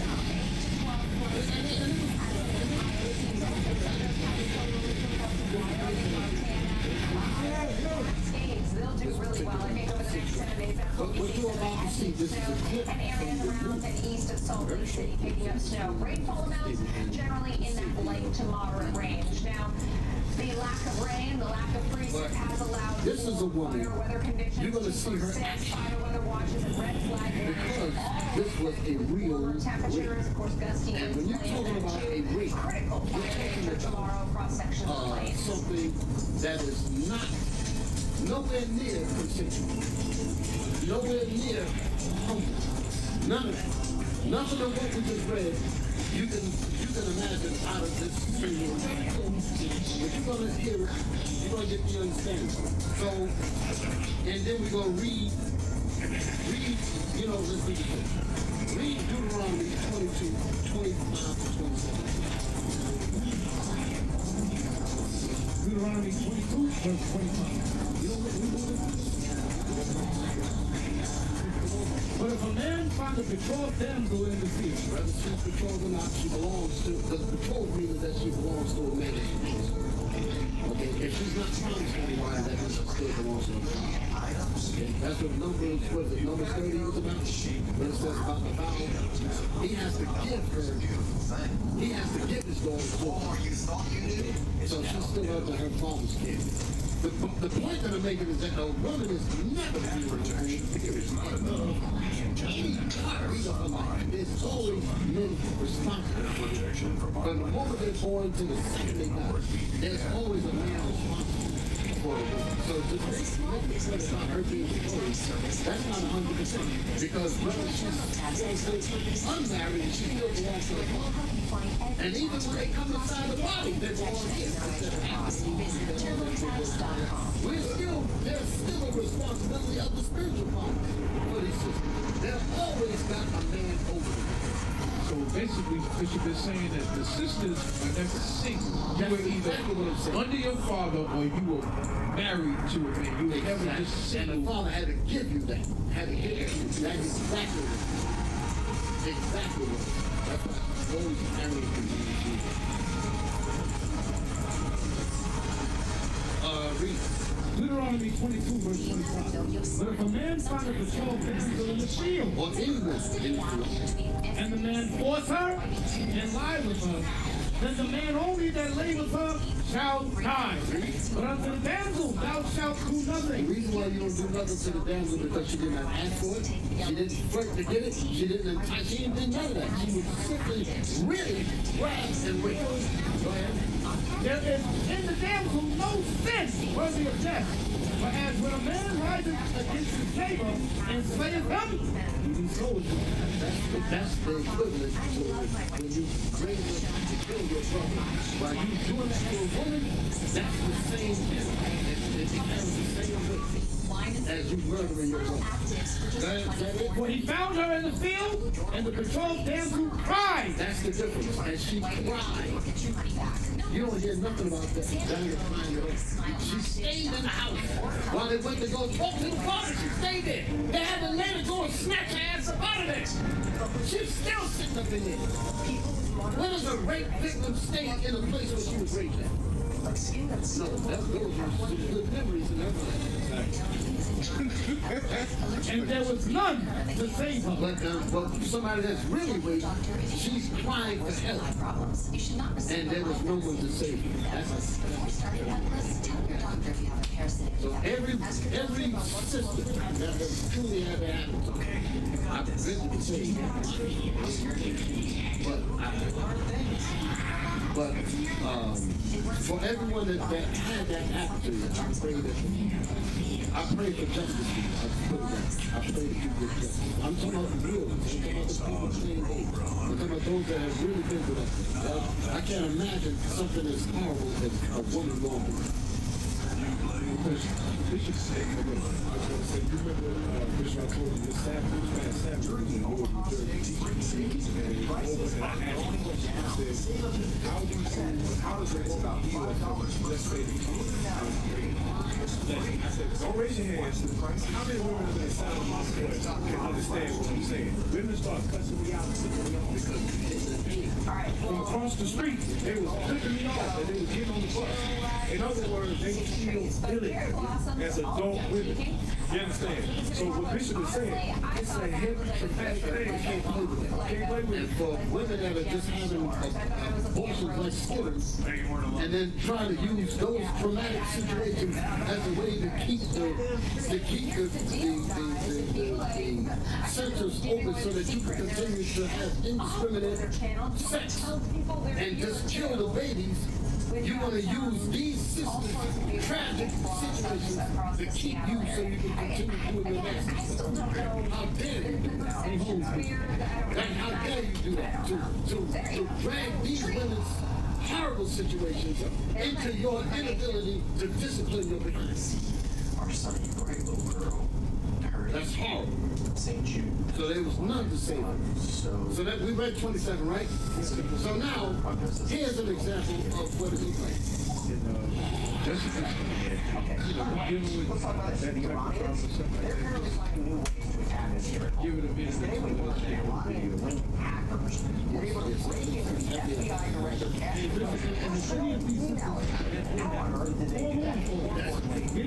Call the cops. Call the cops. Please call the cops. No. Leviticus 5 said if you know about it, tell it. It's basically saying that soul and that person, that victim is dead. You slay a man, that soul is gone. You know, we can't put ourselves women look for safety. Women look for protection. You understand? And if a man comes and violates all of that, she doesn't know what to do. That's that violation. She feels unsafe everywhere she goes. Everywhere she goes, everything, she's constantly looking around. That is a scary thing. To feel like she could just be violated at any time. Even her Richard Pryor spoke about it. You can believe it. But he said that that's a foul thing for women to have. He said the Lord should give you vaginas that lock up. He making fun out of it in a sense. But listen to how he said. He said a man that go and rape a woman, he said, and when they do that, you okay, right to the police. We gonna go together. Your ass ain't going nowhere. Right? He said because that is a vile thing to take away somebody's humanity. That's what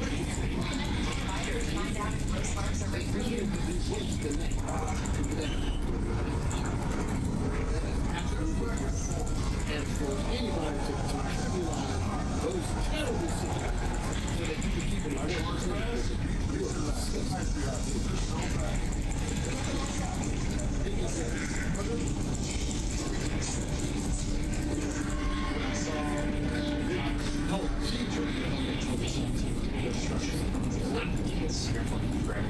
I wanted to see him, but she bit his hand because he was trying to hold it down.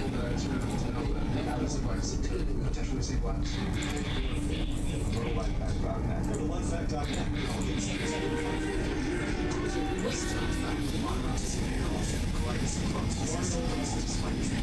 See that one there? Slow down. He's trying to hold her down, and she bit his ass. To get this monster off of me. Let's get the hell out of here. That's the book. Now press the button.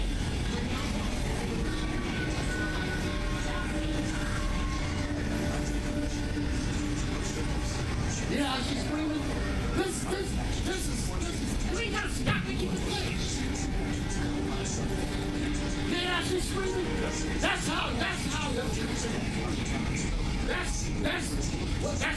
an actual essay. That's how you would respond. You ain't staying in there. She got the hell out of there. She got the hell out of there. With hardly no clothes, I got to go. This is terrible. Let's get to the next thing.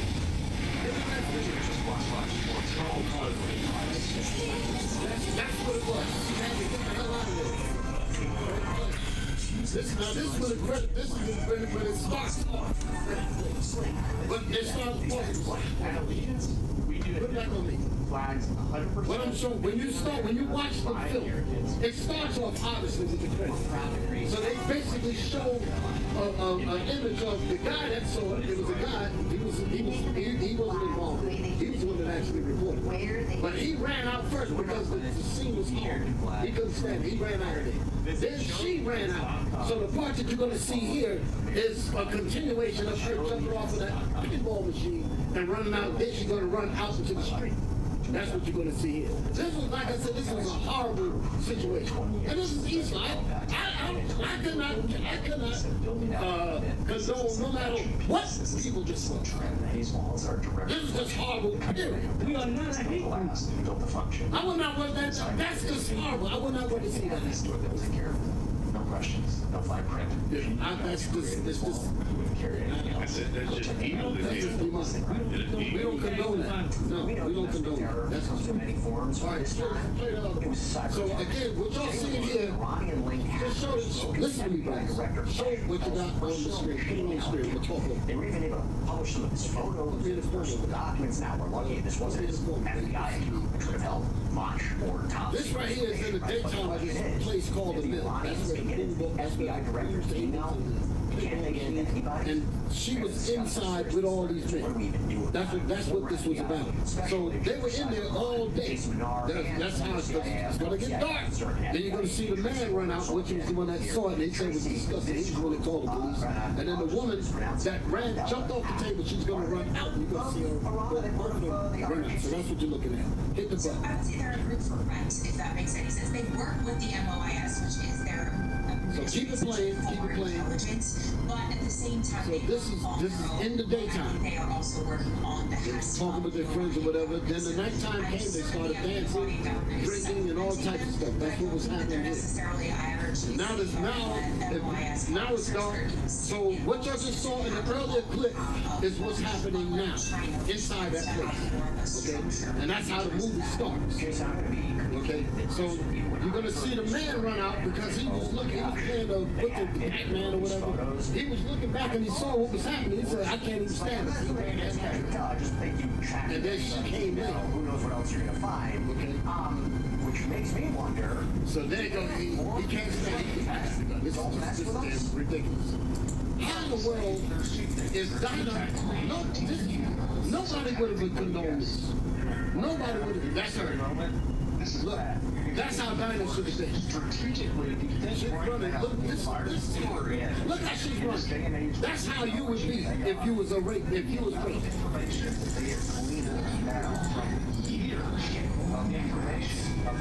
Running barefoot and all that. And they can feed information. She's running into traffic. Your mind is everywhere. You just got completely violated. You just got completely violated. Nigga violating niggas out there. Nigga, motherfucking futures market. Nigga, they violate niggas. They violate niggas on the You gotta think futures about all of those market. things. She didn't know where she was running to. Running in the street with no shoes on. All of that. You can set up and you can feed large data sets of information. And that's where you end up. Now they gotta do the rape kit on you and all that. You pulling hairs off. He said pulling hairs off. What the fuck? This little clip from this thing we're gonna get past And this. help give you an idea of potentially even decision making or They go through that. the psychology behind the Alright, data that's it. they ingest. And so it's really interesting what is going on. And so I would argue that, you know, Had Dinah been raped, it would have been the same reaction. It wouldn't be, you go talk to my dad, and I'll stay here in the bed while you gone, and you let me know how to go. That's come on, man. Did y'all see that? Yes, sir. I want to people on the chat. Do they understand? Y'all see that in the Do chat? y'all see that? We gotta understand that this is FBI accounts be hacked, and number two, all the things. what is the game here? What they're trying to do is, again, they apparently stole this information from 2010 to 2019. Yes. So I think the goal is This nigga said special victims unit, nigga, SVU. Nigga got the SVU up there. I think this is the result. Revelation 14 and 4, while they're answering it, do they see it? All praises to the Lord. All praises to the Lord. They clearly see that. So that's the purpose of why this chapter is in the Bible. It's about making sure that your daughters are protected. To keep them from this. That's the plan. It's not to illuminate great mind. That's not what it's about. Because again, that's sacred ground. Leave that alone. People that been through that, leave them alone. Don't drag them into your debauchery. Bishop, somebody say, why do Pastor say that she was raped? Because the pastor is in a matriarchal church that deal with that women that run Christianity. That's the reason why they say that. He can read, but he can't read. He can't read. Read that. Revelation 14 and 4. We're going to get through it. Revelation 14 and 4. These are things which will not defile with women. but they are virgins. So the point that I'm making is about being defiled. This is what happened with them. These are the, at this verse here, it's talking about 144,000. But I'm specifying the word defiled in verse. That you should be like you said when you're out of the or that you in her religion, that you be defiled. Because you don't have a virgin mindset into her. But her virgin mind became defiled. And that's how she ended up going along with everything and staying instead of having to go back. That ain't no regular. So the point is, don't allow your daughter to get defiled. That's the message in the 34. Don't allow your daughter to get defiled. That's what the chapter is about. Don't be a daughter of Dinah. Learn how to be a daughter of Sarah. That's the point. Daughters of Dinah deal like Dinah and go out and get defiled and get dead. Revelation 14:4. These are they which were not defiled with women, but they are virgins. These are they which follow the Lamb whithersoever he goeth. These were redeemed from among men, being the first fruits unto God and to the Lamb. Go to my thing. We're gonna read on. So you can see that it says these were they which were not defiled. Their minds were not corrupted by philosophy. That's what the verse actually is going into. Us as men, we're not defiled. We repented and our sins were clean. That's what this is talking about. Read on. Verse 5. And in their mouth was found no guile, but they are without fault before the throne of God. That's how our sisters are supposed to be underneath the they can have some idea about not having guile in their mouth, and they could be without fault before themselves. For the fathers, for the husbands, so they could be without fault. That's the point. If they're without fault. But the thing of it is the accused. But I wanted to make sure I remember. We got, yes, is the accused based on that was my question there. Is the accused based on a true story? That means the movie. Is the movie the accused is based on a true story? Yes. The 1988 film The Accused starring Jodie Foster is loosely based on the true story of the 1983 gang rape of Cheryl Arroyo in New Bedford, Massachusetts.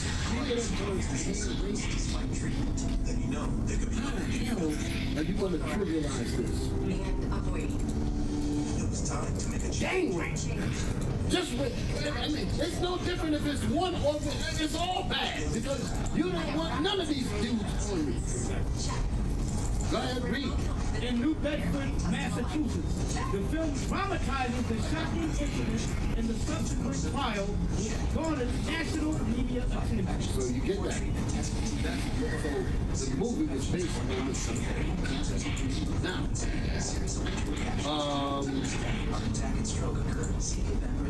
give me Titus. We're talking about being defiled. Give me Titus chapter 1, verse 14 and 15. Let me show you what happened to that. Titus chapter 1 and verse 14. Not giving heed to Jewish fables and commandments of men that turn from the truth. So, being deceived, being beguiled, being enticed, being humbled is taking you away that turns your mind away from the truth. Turns your mind away from your father. Turn your mind away from your elders. Turn your mind for those that really care for you, sisters. You have to be careful to not allow your daughters to be defiled where they're removed from the truth. That's the truth. Unto the pure, all things are pure. But unto them that are defiled, but unto them that are defiled, this is what happened to Dinah. Go ahead. And unbelieving, go ahead, is nothing pure. Go ahead. But even their mind and conscience is defiled. That's the point right there. So that's what gets defiled. So when Dinah was defiled, her mind was defiled against the principles of her brothers, against the whole culture. That's why we read earlier when we said it was about culture. Because her mind was removed from that. She was willing to stay there and let the whole nation get hung up in that daggone thing. Remember, they went to talk with us. What if we would have said yes? She would have stayed there. I know I'm talking about. She would have stayed there. If we would have said yes, she would have stayed there. Y'all see that? This some heavy stuff, ain't it? Go back to Genesis. Genesis 34, we're going to read verse 20 now. Genesis 34 and verse 20. And Hamor and Shechem his son came unto the gate of their city and communed with the men of their city, saying, These men are peaceable with us, therefore let them dwell in the land, and trade therein with the land. Behold, it is large enough for them. Let us take their daughters to us for wives, and let us give them our daughters. Only therein will the men consent unto us for to dwell with us, to be one people, and every male among us is circumcised as they are circumcised. So we deceived them. And they went and told their people, well, they told them and said, no, they're willing to do it. Y'all can have all their women. So they're all excited about it. Damn, this is crazy. Eli, you see this? It's heavy. It's heavy. On it, right? You see it. It's heavy. Yeah. Let me ask you this, Bishop. So Shechem takes it back to the man that was there. Yes. Basically, it's telling him, hey, we made the deal. You see how I did it? Y'all can do the same. That's what we're doing. That's what I say. Baby. I don't want to be Hebrew women. This is what you got. This is what you got to do. That's why I say he was the first one to take his course. Remember that? You read that earlier when it said it was honorable. They said this is how you get it done. Go ahead. Verse 23. Shall not their cattle and their substance and every piece of theirs be ours? Only let us consent unto them, and they will dwell with us. so their whole point was to take everything from Jacob. They had no intention of really training and it being equal. They wanted the daughters, and then now you see cattle, all the stuff that we had. That was their intention. What if they got daughters?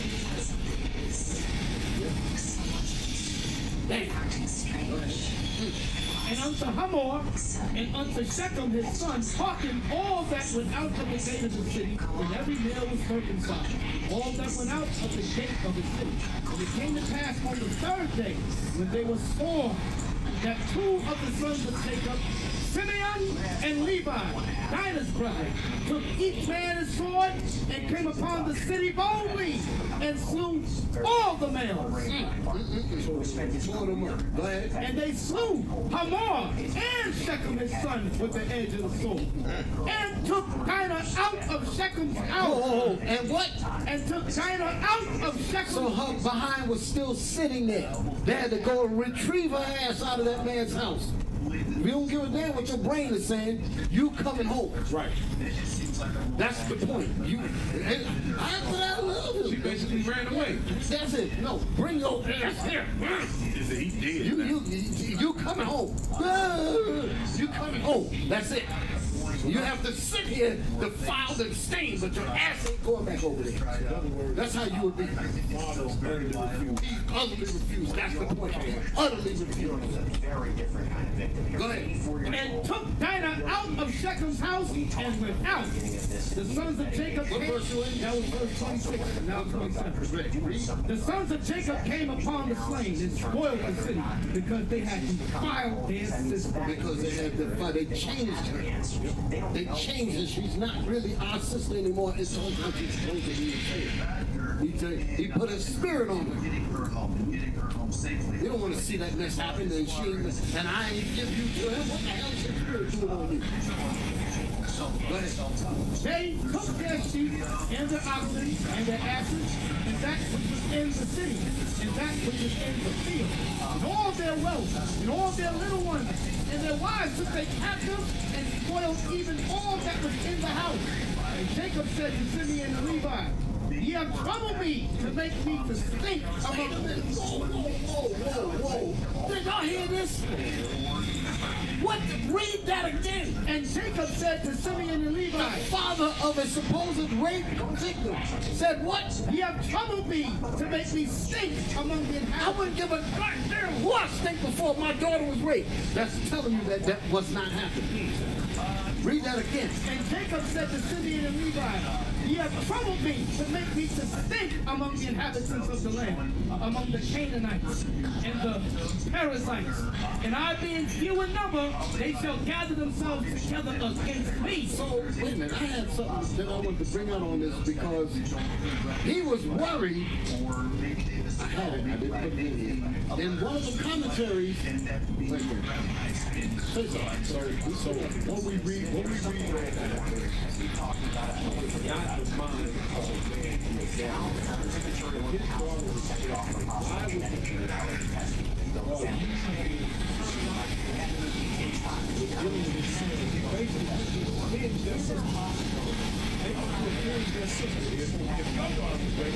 You applauding was like, y'all got to it before I could. you understand what I'm saying? But that's not behavior. Stop this.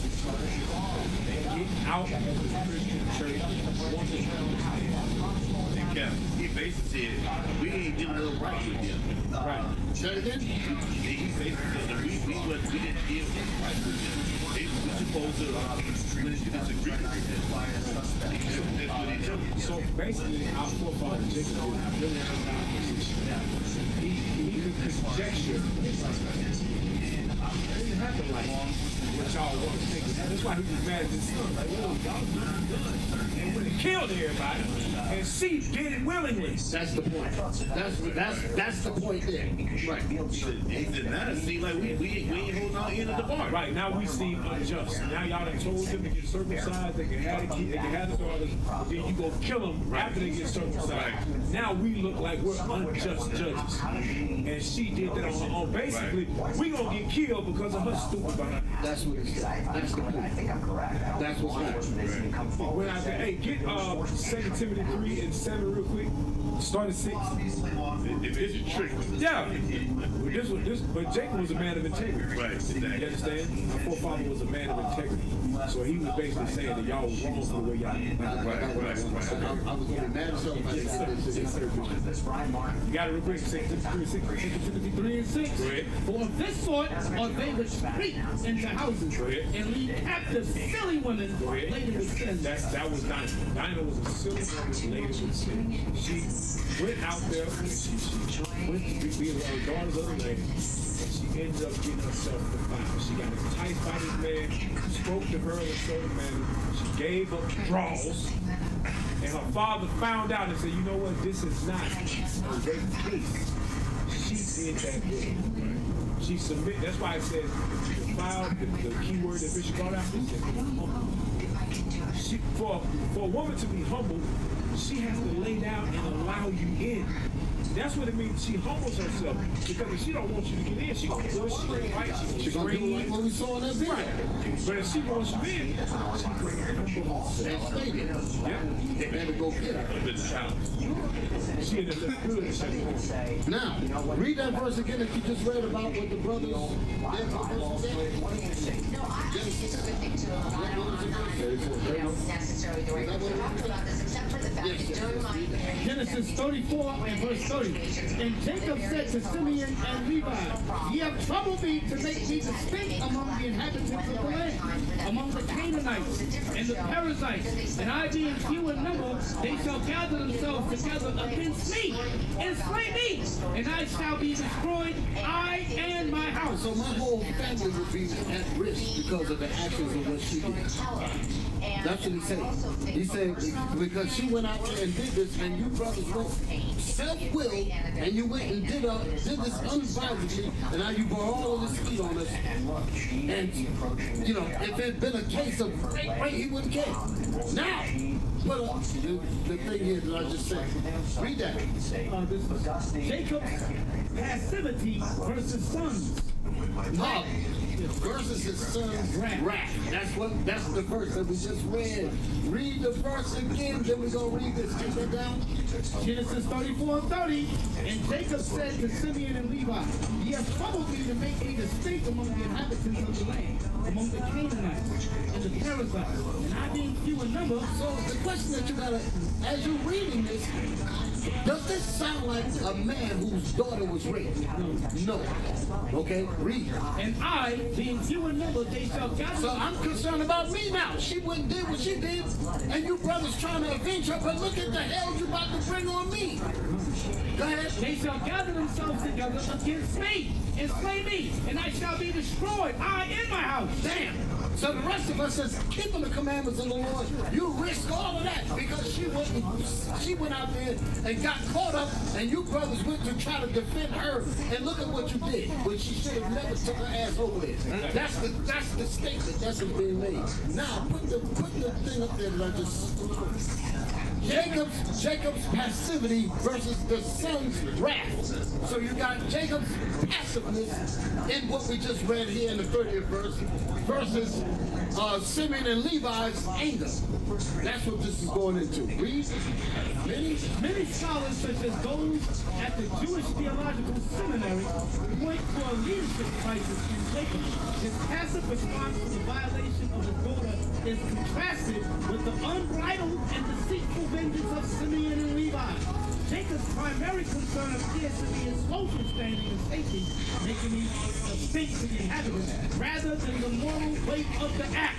Do y'all get the point here? Why would I care about a social standing if my daughter was raped? That's the point here. That's reason. We just reason to figure out this. Read on. Verse 31. And they said, should he deal with our sister as with an harlot? What that part mean? Should he deal with our sister as with a harlot? So they're trying to win their wrath case over his passivity. Thanks to Sky Racing. They're trying to win their wrath case over his passivity. But to treat her like a harlot. So they're upset with that. But Jacob is basically saying she put herself in that. She put herself in that. And if we could have redeemed her without threatening of losing everything, I would have went for it. But now you're putting us all at risk. But she went and dealt with that, and he treated her like a harlot. That's on her. That's basically what it's saying, what I'm saying. That's the man of the most accountability. That's what he's showing. That's what he's showing. Now give me, I didn't write this down, but I'm gonna give it out there. I'm coming to the closing, and I'm gonna get these other points that I was talking. Give me Matthew, no, Luke, about the brother, sister, mother, and all that.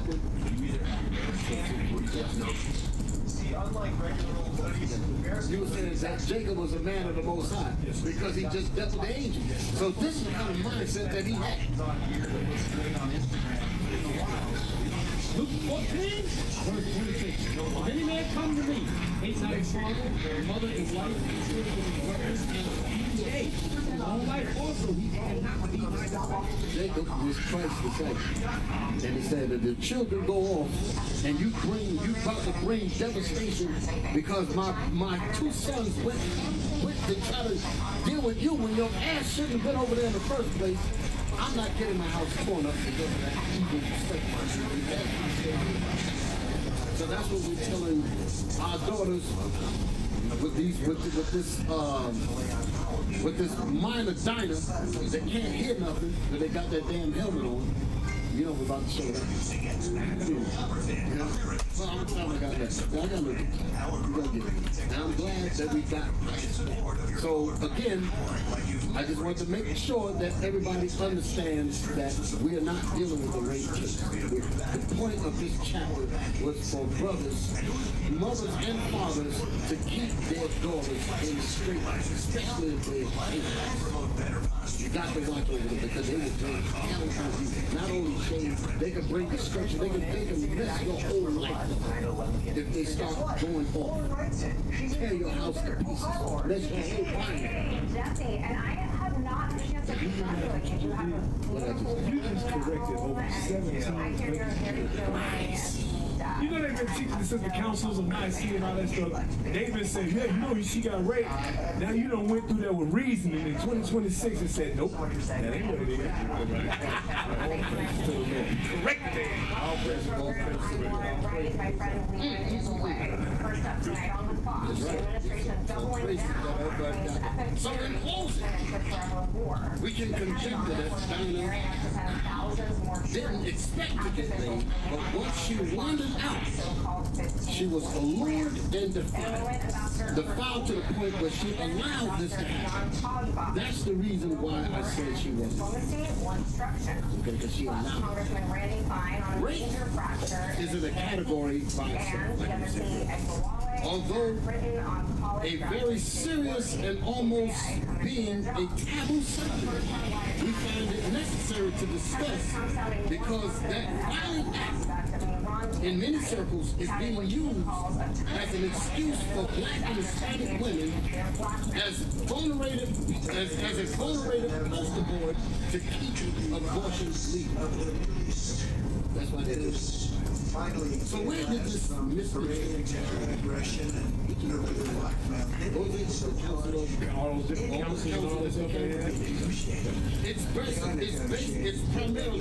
It primarily came from Christianity, which is matriarchal in its doctrine, which dominates men. This is Eve against Ezekiel chapter 16, verse 40. This is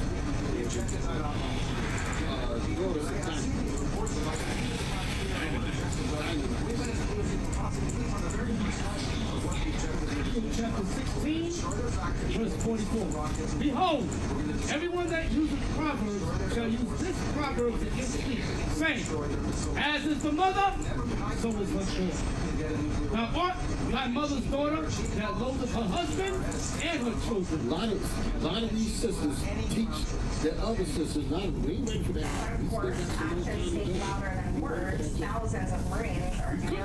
We still cooking. Brothers about to cook slides of 9 and 9. We're going to roll a little bit more. What was I just saying? Yeah, they teach the other sisters about being disrespectful to their husbands, being disrespectful to their fathers. That's what they got on these. Read that statement again. Thou art thy mother's daughter that loatheth her husband and her children. So they got whole groups where these sisters flock to, and they learn how to be disrespectful to their men, learn to be disrespectful to their fathers, brothers, everybody. They got this matriarchal mindset where they can't deal with the patriots. They hate the patriots. They hate the fathers. They hate direction. They hate order. They hate structure. And a lot of women flock to that thing. And then when they get pregnant from their non-discipline, they run to the abortions. And by normal sense, if it was a clear understanding that all of the people that are aborting babies was because of promiscuity, they would have been shut down. But because people are advocating and saying, well, what about the rape victims? And they're using that to keep it open. But they don't give a damn about the people. They want to continue to operate with impunity for the wicked things that they're doing. Away from their fathers and away from their protection. Brothers and sisters. So, what do you think the strategy is?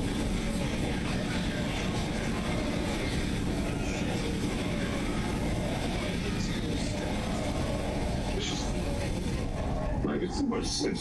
Making too much sense. So this was, what date was this? This was, what was the date that just aired? Because brothers can go back and check it out. It's on YouTube, so you can actually, but I have to play that. It was, Thursday night. yeah, it was Thursday. Yeah, Thursday night because it was brother called me early in the morning and it was already. That's ridiculous. But this is my matriarchal. Her name is. She got on the brothers from calling him Juice, but he mispronounced her name and she took offense. I'm doing shit for my people. Oh, praise. All right. we chat on the topic. Thank you for inviting me back, man. Hey, since you got on me about this pronouncing your name, you just call me Boostman. Yeah, because you mispronounced mine. She's like a big kid. Don't shake your head already because I'm hear the spirit in it. This is what you call a matriarchal woman. This woman don't care about order or nothing. This is good. Go ahead.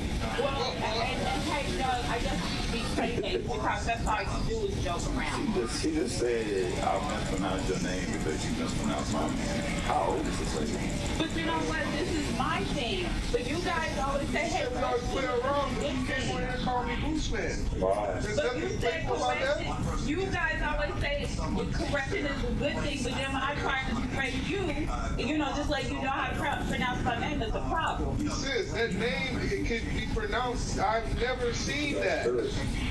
I asked you how to pronounce it. I apologize for mispronouncing your name, and you got offended just because of the way I pronounce your name. Wait, you apologize? I said sis. Because I said, I thought it was sis. She said, no, you that.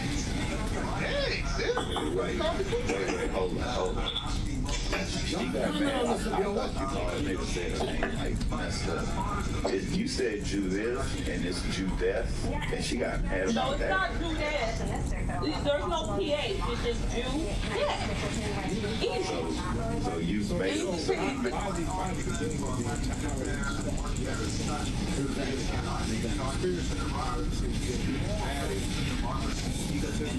angry. It's not like Iran. It's war. Those words. But York and I wanted to play this song. No, I let it.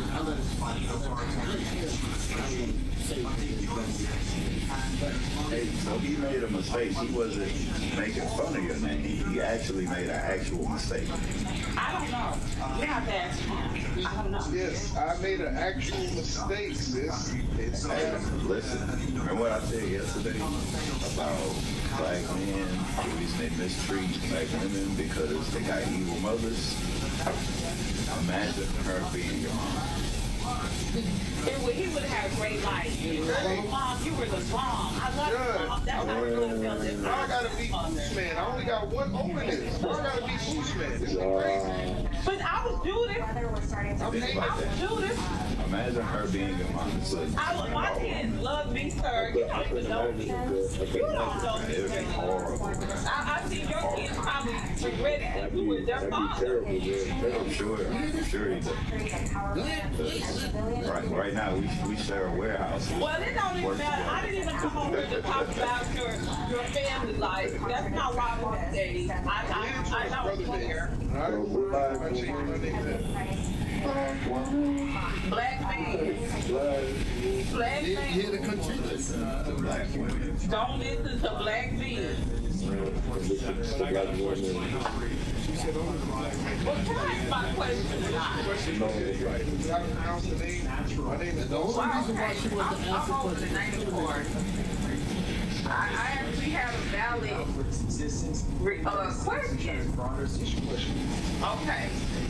So I pretty much agree with everything you guys say as far as the Bible is concerned. Not personal issues or personal opinions, but when it comes to the Bible, I pretty much agree.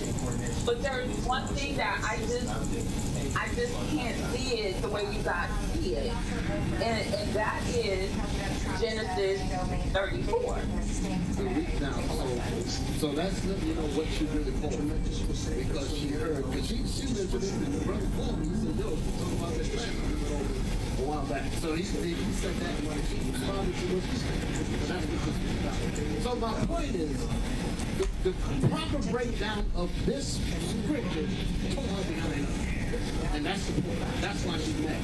She believes in everything that the Bible says. No, people don't believe in anything that dealt with order and discipline and patriarchalness.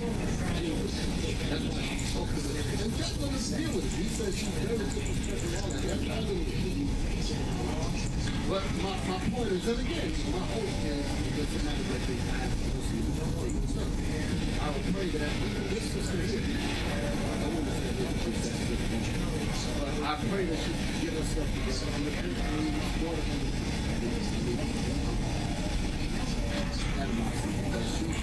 she basically a nice piece of video.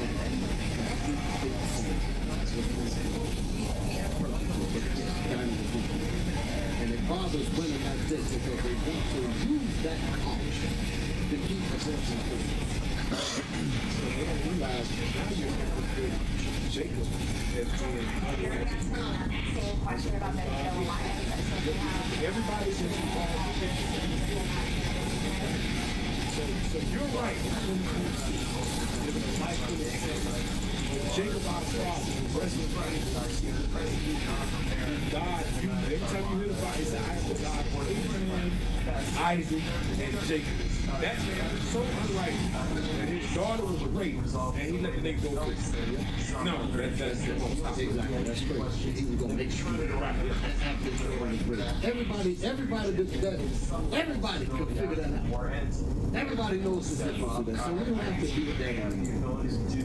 I vehemently believe that the victims of this horrible crime will try not to have their experience trivialized to allow these promiscuous sisters to keep rebelling against their fathers, against moving against their fathers, the way they've been doing.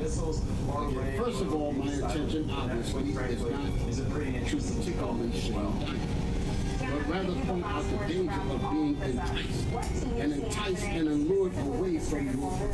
But back to your earlier comments, how do you think this ends? I'm not simply trying to prove if Dinah was, and to also remove the supposed full innocence in generations of Dinah's reported victimized. I speak to this because psychologically, this statement is being used to exonerate many women today who are in fact disobeying their fathers and their protective laws, and end up in situations that clearly shows that the results in these incidents are happening because they're sought out these men, and these men went in and even perhaps went too far. The emphasis should be more importantly placed on the fact that these women who fit these types of incidents came by way of their wandering out from their father's protection. Nobody in their right mind would ever condone or so demoralized that it will crumble. But I don't think that that will happen in the next 3 or 4 months. Yeah, thank you all for your excellent insight. Ambassador Cooper, Joel Rubin, and Dr. Keon Cosgrove, thank you. Advanced persistent threat. Coming up, the Senate finally But for complete beginner, would end the long lines at America's I want to give you something that you can actually use in a very simple way. I don't want to give you a lot of different scenarios. So this one we're not taking because New York starts here. Now, for that note, we actually this place below. So there is no trade here. Now for this one, we also have the same thing. So we actually take the low. Now sometimes I would, so because this is here, this is the high of London, this is the high of Asia. We close above it, but then there is no way can then we close below it. Sometimes I would take this, but for you, no need. Now let's take a look at another example. No trade here, no trade here. For this day we actually have a trade. So we have this one here, which is taken at this one. If you put the stop loss slightly above, depending on how much is it, how big the stop loss is. So if this is the high, just add a bit. If you put it here, then that means probably going to be stepped out at break even here. So it goes to 1 to 1 and then back to the entry. Break even here. We have entry at the low already. There's no trade here. For this one, we have a trade. This is the high of Asia. It was taken not at a session timing, but the low was taken at London. So low of Asia, taken at London, entry here, stop loss below the low, and then look at this. It's a huge one, a huge trade that you can actually hold for a long time.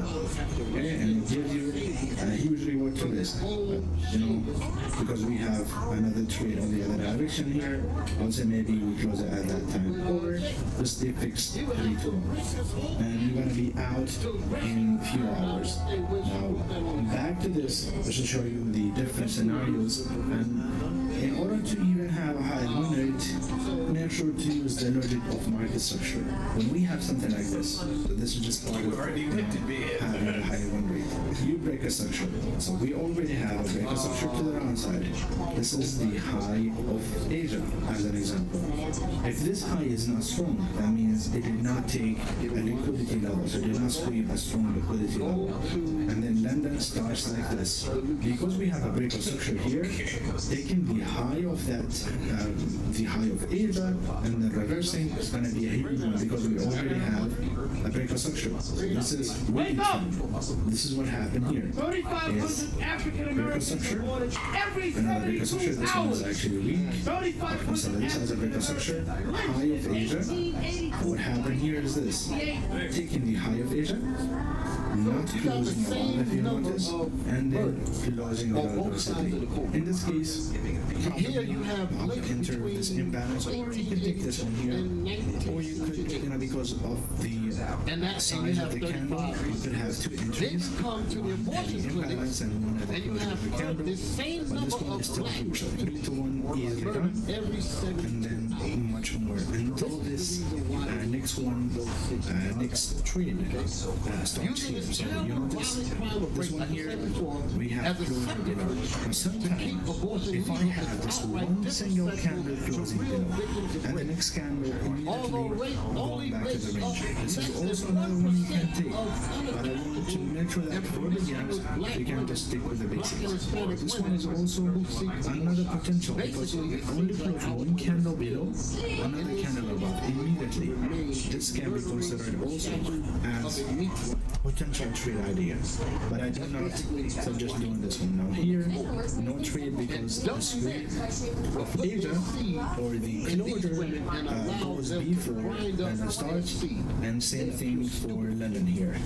So this is the whole premise of the strategy, and actually this one is a perfect example. What happened here is we've been pushing lower and then pushing up, failing to, you know, a lot of weakness here. Liquidity sweep. Now what happened here? This is the low of Asia.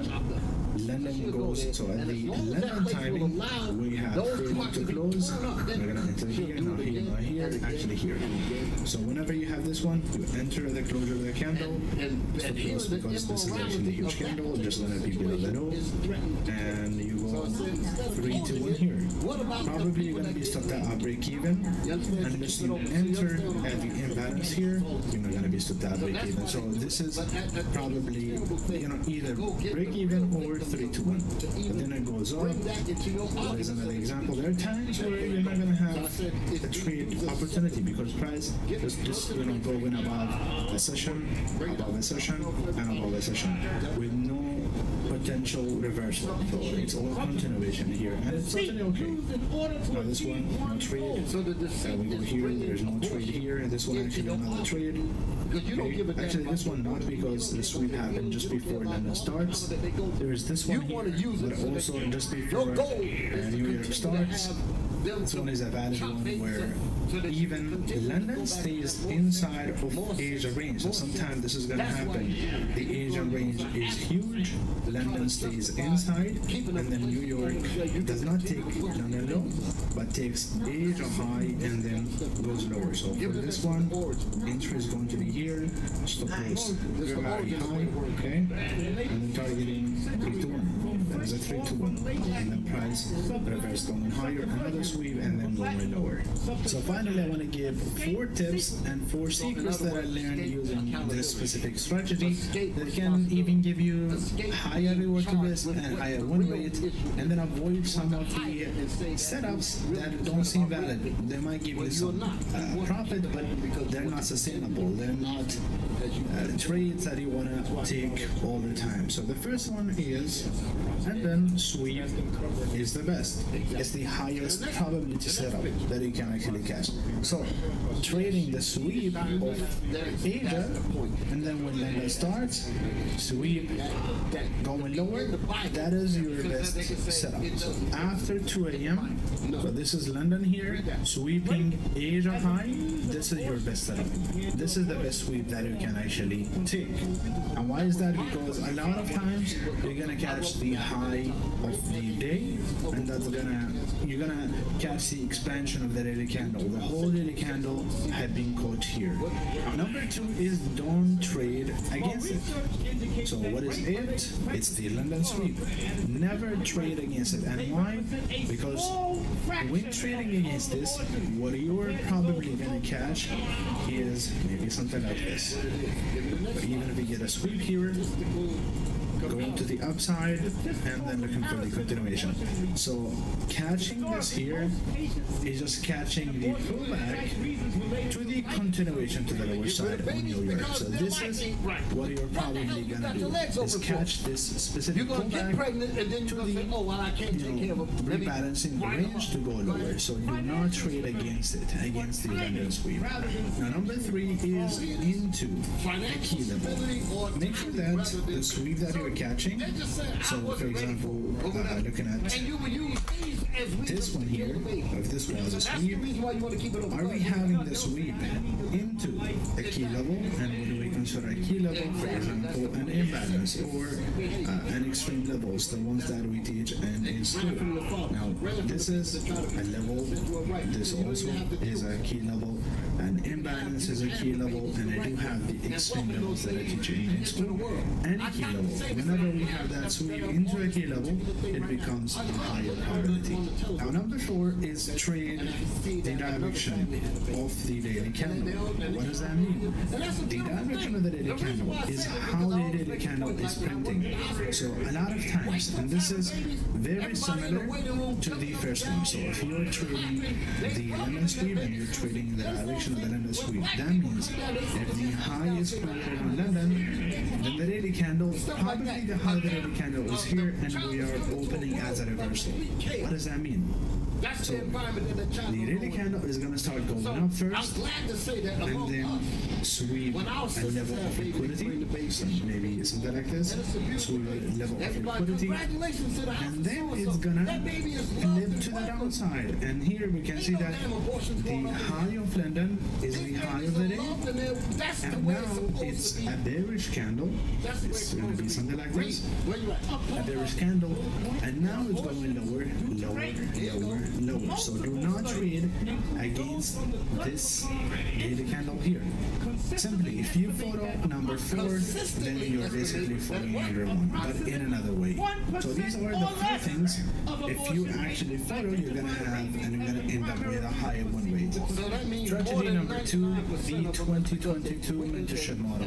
So the main premise of the 2022 mentorship model is that we have 3 main steps, and each of these steps kind of similar to the 3 core concepts that we covered.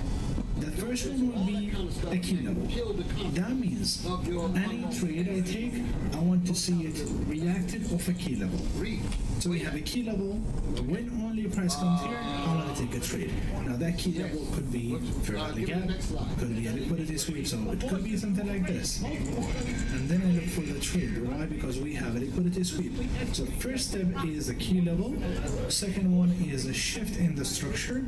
That means displacement. So I want to see an alignment between different time frames, and I want to see a shift in structure. Means that I want to see this price action leg. We have a high probability price action leg. It means it breaks structure, and then an entry, and that is going to be on a lower time frame. So it's from higher time frame key level to lower time frame key level as well. So we're talking about the key level in specific. We want to trade the key level aligned with the higher time frame structure. So that means when price is doing this is a key level as a fair value gap, for example. I want to trade off that. The one that is aligned already with the higher time frame structure, is already breaking a structure. On the high time frame, for example, if we look at the 4 hour, it's doing something like this. And a fair value gap here. Yes, I want to trade this to the lower side. Now, again, what could be again liquidity, Murder being fair done value gap, in order to order cover block, up etc. sin Any and lying of on the being different raped in order to PDA keep arrays the and the provision different key legal levels. for You want to murdering focus on 2 or children 3. I would say begotten of 2. an unlawful Sometime 1, bed, if which you is a feel witness like you against the can parents wait as and you have sin. the patience, Wisdom of then you Solomon, can read look that for only 1. Sometime you could do 2, 3. It depends on your, what is something good for you. Some people can actually focus on one thing, other people cannot do that because they will be forcing trades. So you know yourself more than anyone. And the time frame alignment, it means that we want to see the alignment between the higher time frame to the lower time frame. The first key level we talked about, so on the previous slide, we're going to be using the higher time frame. So you want to pick one of these, for example, daily time frame or 4 hour time frame or 15 minutes. So as an example, let's say I'm going to pick the 4 hour and I'm going to look for a fair value gap with the structure. On the lower time frame, looking for the structure and looking for the entry, it's going to be on the 15 minutes. That is where we're going to look for the alignment. For the alignment, which is the shift in structure, it's about when the lower time frame aligns with the higher time frame bias. So you remember when I told you that we're going to look for this fair value gap here because it is with the higher time frame structure. Now that higher time frame fair value gap, I want to look for price to go there, and on the lower time frame, I want to see alignment. That means a higher time frame bearish fair value gap needs to have on the lower time frame a bearish signature. It could be again market structure shift. So this bearish one, I want to see shift, okay? Market structure shift engulfing. It could be even just creating an engulfing candle, right? A candle that is bigger than the previous one, eats the whole previous candle, or a creation of a fair value gap as well. So we could do that. Price could just go to that higher time frame fair value gap and create a lower time frame fair value gap as well. That is an alignment. So on the other hand, if we have a bullish fair value gap and then price going lower, you see, we are bearish on the lower time frame and maybe still bullish on the higher time frame. So we are bullish and now we're starting to go lower. This is just part of a retracement on the higher time frame. Price goes lower, break structure, break structure, break structure. So if you notice, we've been moving lower here, but at some point we have a market structure shift here and maybe an imbalance here as well, a fair value gap. When we have this, that means that this is exactly where the alignment happens on this price action day. That's right. There's the alignment right here. There's the signature. And after that, this is a higher time frame bullish fair value gap. And a bullish fair value gap means the bias is bullish here. It needs to be bullish. When does it turn bullish? When we have a break above this high, it's becoming bullish here. And this is where we can actually trade because now we have the alignment. Bullish fair value gap, creating a bullish market structure shift. Now some other examples and different combinations of the 2022 MIXTYPE model. As I said, we could be dealing with any key level, we could be dealing with any alignment type, and we could be dealing with any entry. Now we could look for a key level of a liquidity sweep. So this is a level, on the higher time frame, something like this, and then on the lower time frame we go lower, we take that level and we immediately go up. What is the alignment here? It could be a market structure shift. So we take a level on the higher time frame, and then we have a market structure shift on the lower time frame, and then in order to enter, we have the fair value gap here. That is one type of a 2022 MIXTYPE model. Why? Because we do have a key level, we do have an alignment, and we have the entry. Now, on the other hand, it could be as simple as this. A fair value gap into a fair value gap. And why? A fair value gap, this is the first one, the higher time frame, and this one is the key level. So I'm using key level here. The second fair value gap is the two thing. It's the alignment, because now we have this higher time frame fair value gap. When price goes, or goes out of it, it creates a fair value gap. So that is an alignment, because now we have a higher time frame bullish fair value gap and a lower time frame bullish fair value gap. So that is an alignment. And third thing is the entry, and this fair value gap can be also entry. So we have 1, and we have here 2 and 3. So if you see, it's all about fair value gaps. You can actually look for fair value gaps just like this and use it for the key level, alignment, and entry, all of these. That's how powerful an imbalance can be actually. And when it comes to the 2022 mentorship model, what do we want to look for? Simply, we want to see a price action leg that is aligned with the structure, and then looking for a key level, and then aligning that higher time frame key level with a lower time frame confirmation. That's simply what it is. We have three steps. First one is the higher time frame key level, and then the alignment and the micro-social shift coming out of this higher time frame, and then taking the confirmation entry. This could be also discussed the fair value gap to fair value gap entry, and I'll show you an example here. One example, which is, if you notice, one type is this liquidity level here. If you notice, we did sweep and we failed to close above here on the 4-hour time frame. So we close above, and we switch to the 50-minute time frame. And then price, what happened here is liquidity sweep, and then price breaking below this level and this level. What you can do now is take your Fibonacci from the high to the low, and do we have any imbalance here? Not really. So the thing is, on the 15-minute, now when you play with a 4-hour, you can do 15-minute or 5 minutes, because sometimes you want to see more details, and these are going to be more seen on the 5-minute. But even on the 5-minute, I cannot see something clear. So there's no imbalance here to enter from. So now you can sometimes simply take an entry from 618, 705, 79. In this case, because we don't have an imbalance, I'm going to pass this, and I want to see what happened here. So if you notice, price goes lower. Now on the 4-hour time frame, you see liquidity sweep, price is going lower, and then now here is the higher time frame level that we want to trade off, which is this imbalance on the 4-hour time frame. If you notice here, we have liquidity sweep and we have a breakout structure. This makes this imbalance a high probability one, so we can actually look for a trade of this fair value gap. This becomes a high probability one. So I'm going to mark this one, drag it to the right, and this is going to be, based on the 2022 mentorship model, this is going to be the higher time frame key level we want to trade off, and then we're going to look for a lower time frame confirmation around the 50%. As we say, always, if you're especially a beginner, focus on the 50% of the imbalance. Now we go to 50-minute time frame or 5 minutes. Price is staying still, not into the imbalance. We want to focus mostly on the 50% here, and the confirmation that you can look for at the 50% is, it depends on your setup. For this scenario, we could look just for an imbalance created out. A lot of the times I want to see fair value gap going in, fair value gap going out, and I'll take the one coming out with the direction. So in this case, let's see what happened. So playing the price action, this might be taking some time, so I'm gonna go to hourly just to make it faster here. So price goes up, okay, and react out there.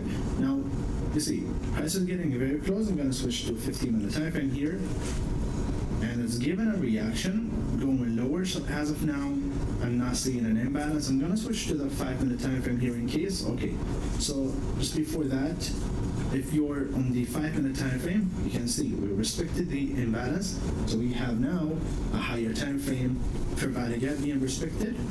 Now we want to look for something on the lower time frame, and this could be just a fair value gap with a direction. So in this case, you can take this imbalance, you can take it from the beginning, or you can take the 50%, so goes above, And now you want to also have the alignment. So now you could also switch to the lower time frame and have a clear target. Now, let me take this to the right. And you can target a slow here, or you can target another imbalance, for example, this one here. Now, usually I want to focus on the 4 hour because this is an imbalance of the 4 hour, and I'm, trading based on the 4 hour structures. I want to target as well 4 hours. So I can also notice this imbalance here being partially filled and not to the 50%, so I can target the 50% in this case. And that is a trade. Now, we get filled here, let's see. So exactly the 50%. I started going lower, so that was a very nice, almost no drawdown entry. I want to switch to 15 minutes to make it faster here. Price drops. Now, for the breaker structure, there is, because the move here started very quick, the breaker structure at this point will not be the best, right? Because we have a big move here. We want to take a trade as soon as possible, instead of waiting for the whole structure here, where a lot of people would be already out. So the structure on the 5 minute here is huge. We want to at least switch to 5 minute structure, which is in this case almost the same. So trading this on the imbalance here would be a wiser option. Now back to the hourly, see prices still going lower, and then immediately pushing down with a gap. And yeah, that is one trade that we could have traded this on. Now, you see, also here we have that liquidity. We could have traded here, but there was no infrastructure, and we could not get confirmation there. The example is on the daily time frame. You can notice that we've been moving down here, going up, so part of this down move, started going up, retracement, was going lower, and then here, what happened is a break structure. If we take our fib from the high to the low, you can see this is the 618, the Fibonacci 618, 715, and 79. This is your optimal trading entry zone. Now what happened is, you could be taking a trade based on the structure on the time frame, but I always like to trade on a fresh structure. That means I want it to be, so yes, you could trade based on this. Yeah. But now we create another structure that is new, and then price immediately maybe coming back to the range here, the new range we're creating. So now you have more of a clear reference point to trade this. Well, it was only one game. Nigga played one game. One game they put a nigga in bronze league. For an entry here. Now, you can have this here, and what happened is for you to display some off, I'm going to go and lower break based on this, and then I'll create an imbalance as well. So based on this, I can kind of say that we have a high probability range, and this is the point of the market section, is identifying a high probability range to trade based on. And we do have this imbalance as well. We have this imbalance marking this one. I was the best nigga on the team. Why the fuck am I wrong? How the fuck they put me in the bronze league? Fair value gap, or sometime 15 minutes if you wanted. They put my black ass in the bronze league. Bitch, how the fuck am I in the bronze league? Nigga, I was the best nigga on the team. On the hourly, price goes up. Did not respect the 50% exactly. Went a bit above and then created an imbalance here. What we can do is, because here we're not going to be finding a market section shift because we don't have swing points. You could go to 15 minutes and consider this as a breaker structure, and then take an entry based on Fibonacci, because we don't have an imbalance, but we have an hourly imbalance here. So if we take an entry based on the hourly, it's going to be here, that goes above, and then you're going to be targeting daily levels. For now, I'm going to target this low here, slightly above here, and that is our entry. So price goes close to our entry, and then started going lower and going to TP. This example is just to tell you that sometimes you will do everything right. You'll be identifying the direction, the high probability range to trade off. You'll be identifying your confirmation, and you will have your limit order. But after that, it's not going to give you in, and it's going to go straight to your take profit. So this is just an example that sometimes you will do everything right, but you will not get the entry. Strategy 3 is fair value gap plus liquidity model. Actually, this one is one of my favorites, and why? Because we have multiple components here. So instead of focusing only on liquidity level, or focusing only on fair value gap, or focusing on any single specific key level, no, we are focusing on two at the same time. So what we want to see is a price action there within the trend and structure. So we want to make sure that we are with the structure. Price is going to lower, we're going to look for this in the current structure. Even if it's an internal, we can create that, or we focus on the external as well. What we want to see is this structure having liquidity and fair value gap at the same time. At the same time, putting two lines here, we want to see both at the same time. But how? Take a look at this. This is the explanation of the model here. What we want to see is a reaction. When I come back, it should be nothing but 1301. Of a price action day, preferably on our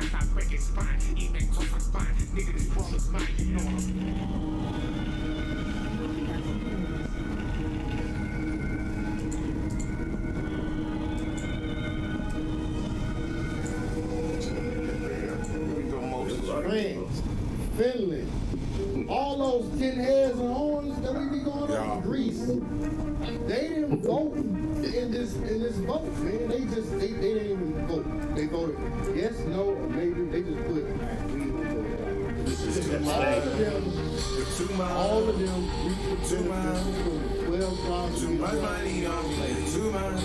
It's a lot to think. Like how would be true in every man's life. Too much money on me. Look at this talk. Too much money on me. It's too much money on me. They didn't want to make it too high. It's too much money, it's on me. It's too much. It's too much. It's too many. It's too many. I need me. I'm moving. I'm riding. I'm booming. I'm sliding. I'm riding. I'm grooving. Man, right diamond. Had the white bitch right beside me. I wasn't care about no damn car. I wasn't think about goddamn no car. I wasn't think about goddamn no bras. Nigga, I'm a goddamn damn star. Nigga, buy everything that I want. Nigga, leave it on the street. Nigga, boyfriend, go. Nigga, man, go pick up the control. Nigga, eat more bitch. Nigga, boy, nigga, bitch. Nigga, boy, man, chin up the lungs. Nigga, boy, nigga, chin up the phone. Nigga, boy, nigga, chin up the lungs. Nigga, eat man, boy, man, bustin' his gas, man, boy, yes, breathing in the lungs. Nigga, eat man, pop up the blood. Nigga, boy, nigga, pack up the dub. Nigga, eat man, boy, nigga, white from the plane. Nigga, boy, nigga, pack up the jumps. Nigga, money man, rack up the dub. Nigga, boy, nigga, count up the sums. Nigga, two clean. Nigga, one ring. Nigga, now I gotta get me a Rolls Royce. Nigga, eat man, crop, nigga, go bust. Nigga, pussy, nigga, boy, nigga, get dust. Nigga, hope you can ride anyone. Cause the gas is $7 flat for a 93 octane. Nigga, eat man, bucks, nigga, got bang. Nigga, 100 round chop, nigga, thanks, bang. Nigga, pussy ass boy, nigga, got bang. Nigga, eat man, what you gonna do, nigga, boy? Nigga, it's about credit scores. Nigga, if I'm getting you some asset, boy. Nigga, why you gonna play like you fucking Lord? Eat man, nigga, man, pray to the Lord. It's money came. I'm talking lame. But you don't know who I'm talking to them niggas, they was lame. They couldn't change the lane. They couldn't get it off their own name. Now we riding, ain't no paper planes. Looking at my life, it's not the same. Baby girl, she crank, walking with the thing in the thing. Look up to the thing, man, they fucking mad, cause they can't. It wasn't my fault you wasn't moving. It wasn't my fault that you couldn't do it. Nigga, it wasn't my fault that you fucking stupid. Nigga, E-man boy now trying to do it. Nigga, E-man boy trying to fucking teach. Nigga, man, nigga going with a fucking leader. Nigga, take it to the sky like a fucking eagle. These nations are voting for you thought it was about the guns. You thought it was about these guns. You ain't know my fucking boy. You ain't know you could take it down. Nigga, man, boy, and double up. They gon' bring it back. Flip it, they gon' fucking triple up. Niggas, E-man boy, man, this money coming doubled up. Nigga, this shit that BMW boy, fuck one nothing, bro. I had another one in the back street. Had another one on the back street. Now I gotta get me another one, boy, cause the pussy nigga boy trying to tax me. I'm United Kingdom, you staying there. Ukraine. We got Germany, we got people in Ukraine, we got people all over the world. Ireland, right? Just call it. So let's move forward. That's a heavy lift. 3. The United States, Israel, and Argentina had the nerve to vote no. 52 others, including almost the entire European bloc, Britain, France, Spain. It is almost a European bloc. All the yellow, you see all the yellow on the map? Netherlands and the rest of the EU chose to abstain, as if the systematic kidnapping, chaining, rape, torture and murder of millions of our ancestors was something they couldn't quite decide on. Can you believe that? These are the very nations whose ships packed black bodies like sardines in the Middle Passage, where death rates sometimes hit 20 to 30%. These are the empires that grew filthy rich off cotton, sugar and tobacco harvested by enslaved hands. Britain, France, Portugal, Spain, the Dutch, they built banks, industries and global power on African suffering. And when given the chance to simply say this was the worst crime ever committed, most of them looked away. That silence is not neutral, it is loud. It screams, we still don't want to pay, we still don't want to apologize properly, we still don't want to discuss reparations. President Mahama hit the nail on the head. This resolution is a pathway to healing and reparative justice. This resolution is a safeguard against forgetting. He spoke with fire, reminding the assembly that when history beckoned, Africa did what was right for the memory of the millions who suffered the indignity of slavery. Applause erupted in the hall, but the abstentions from Europe felt like a slap in the face of every African and every person of African descent. Let's be brutally honest, between 10 and 12 million, some estimates say up to 15 million when you count deaths, Africans were stolen from their homes, families destroyed, languages suppressed, cultures attacked. The largest numbers went to the Americas, fueling the very wealth that built the United States. Plantations, railroads, cities, much of modern America rests on that unpaid black labor. The fight over slavery even sparked their bloody civil war. Yet today, the US voted against calling it the gravest crime. Their excuse?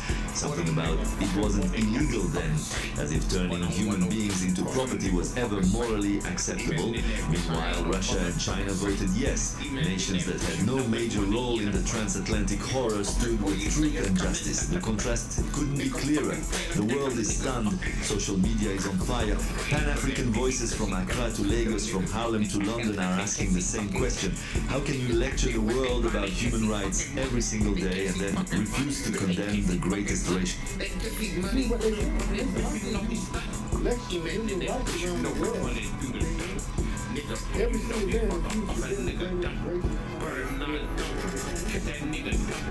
there's no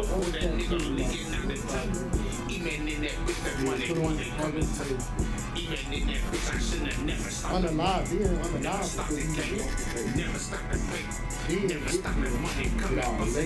language taken away, everything taken away from the and get sold off to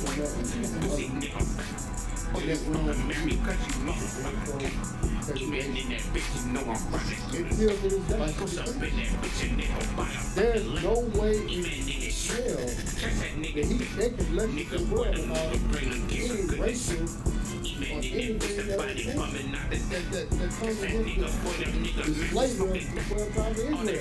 You black and standing there, man, you gotta wake up and see what's going on. That's how we're building these people. Something right in your face. They can't even condemn us. That means you're not fucking with you. You black man, Spanish man, Native American man, you all the 12 tribes of Israel. They wouldn't have to come out and say that. You wanna know why? Psalms 83. They gotta promote. They gotta come together and say, you gotta keep this around. Because every nation that has 12 tribes of Israel in captivity, every nation that has 12 tribes of Israel in captivity ruled the world. And we don't get last week on it.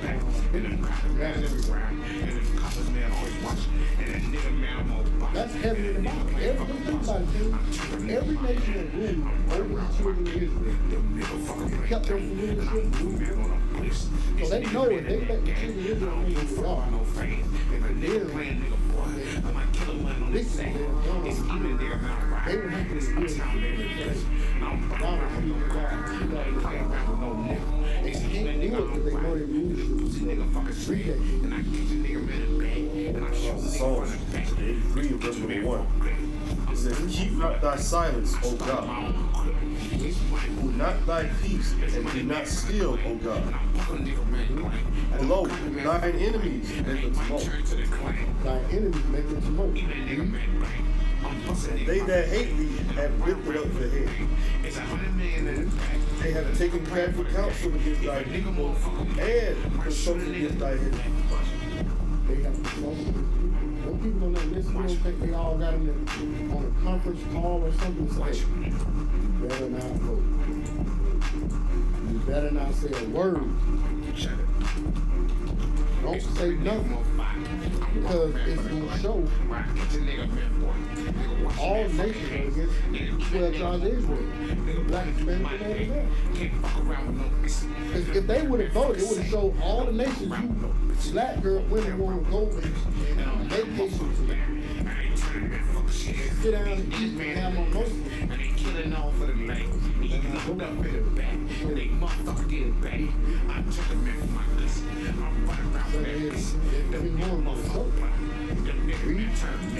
It's $100,000 in the bank. And a pussy nigga fucking bank. And they have said, come, let us cut them off from being a nation. And that was part of them saying, hey, we can't be in slavery because we ain't even consider them a nation. They was property of us. 3/5 of a human being. Read. That the name of Israel may be no more in remembrance. The name of Israel. That was the main goal they had to keep going. They got to keep the lie going. Israel may be no more. Black, Hispanic, and Native American, you come from the 12 tribes of Israel, from Abraham, Isaac, and Jacob. We are princes with power with God. They don't want people to know that. That's the biggest secret of the Bible. Our people finding out who they are. That's the biggest mystery that the Christian church ain't gonna reveal. But the Bible, they know. These nations know who we are. But they gotta make it to a gathering and say, hey, you know they God's people, but you don't need them to get their power. If they get their power, they're gonna be over. You know, our God is coming back.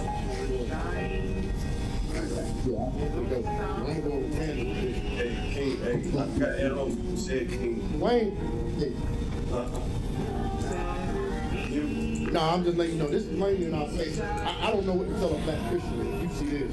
You see these nations, how y'all just skip over there. I don't understand. They also do it through just how they give us these so-called holidays. Like, it's right in our face. It's 4th of July, and you got the nerve to celebrate America? And what they stand for? The blood on the flag? Come on, man.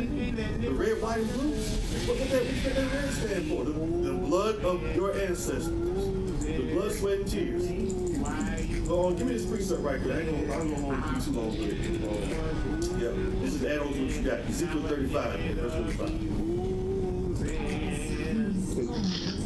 Our people need to realize that our enemies hate us. They gotta stop making it seem like they try so hard to make it seem like they love us because our enemies know how to speak so sweet. They do. They will make you think that they love you so much, but man, once you out of their sight, you don't tell them what they say behind your back. Cause it's in them to do it. But they'll also do it. It's like they say it to your face, but yeah.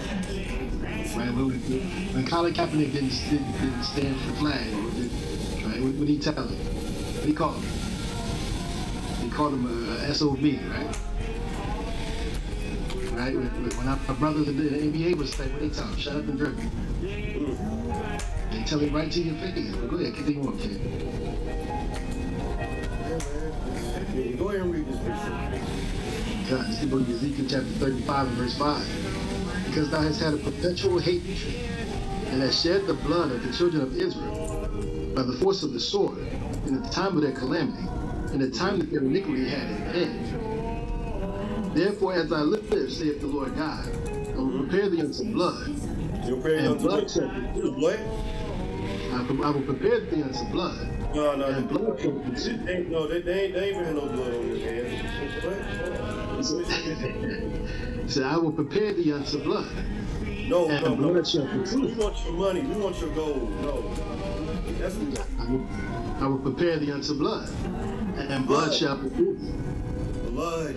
That's what is gonna pay off everything that they have done to us. And that's what Christ is coming back. He's not coming back. Since when did Christ say he's coming back for peace? Christians. When did he say in his word that he was coming back for peace? Because I think Matthew, what is it? Matthew 10. Am I saying it right?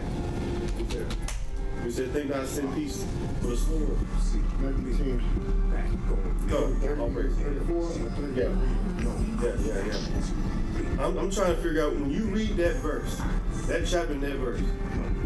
Where does it say that he's coming back? Because that's what they got to say. Like, let there be peace on earth.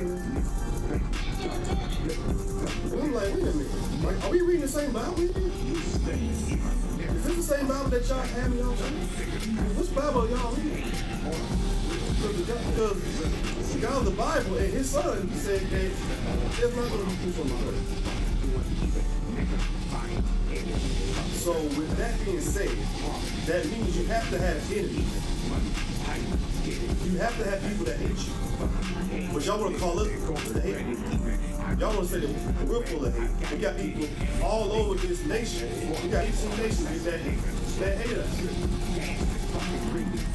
And we're chosen people of God, and y'all don't even act like y'all are. Y'all want to bring everybody else into it. Well, I thought there was the 12 nations that had the 12 tribes of Israel written on them. I don't see no other nation written but the 12 tribes of Israel. Judah, Benjamin, Levi, Zebulon, so forth and so on. Come on, man. Like, this is simple stuff that you can read in the scriptures, man. But y'all have to make time to go in and read it for yourself. Come on, man. Like, we gotta get it together. Like James Brown said in the song, get it together, man. Get it together. Because if you don't get it together, that sword is going to come swinging around you. Like Christ. Simple as that. It's either this or that. Like, come on, which you gonna shoot? Value on that, man. Let me add that. We talk about blood. You get number 2 in mind. This is the only way. Listen. Eye for eye, tooth for tooth. Hey, love your blood. That's what it's got to be. That's what the Most High said. Right? Numbers 35, 33. Verse 35 and verse number 33. It says, "So ye shall not pollute the land wherein ye are. For blood defileth the land. Blood is defileth thee.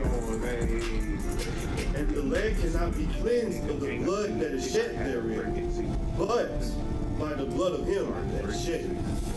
So all of the blood that was spilled, right? You got the blood of the so-called Native Americans, right? Which are the children of Israel, the Gadites, right? You got the blood of the Judites, right? You got the blood of them that took their lives not wanting to be slaves, coming across in the transatlantic. You got the ones that shed their blood getting whipped to death. You got the ones that got buck broken in front of their families and put to death, right? And unalived, right? These are the people we're talking about, right? So blood touches blood. And guess what? The only way to cleanse the land is to take it back in blood. Right? Let me get Psalms 106 and 38. Right? Because they have to pay for what they did. And these people that are refusing these 10 common markets and those 3 demons, they're going to have to pay. They're going to have even more to pay. Right? Because they continue to perpetuate the lie. Right? What's that Martin episode? Keep the lie alive. Right? That's what they're trying to do. Right? Read that when you got it. Okay? Once Psalms 106 38.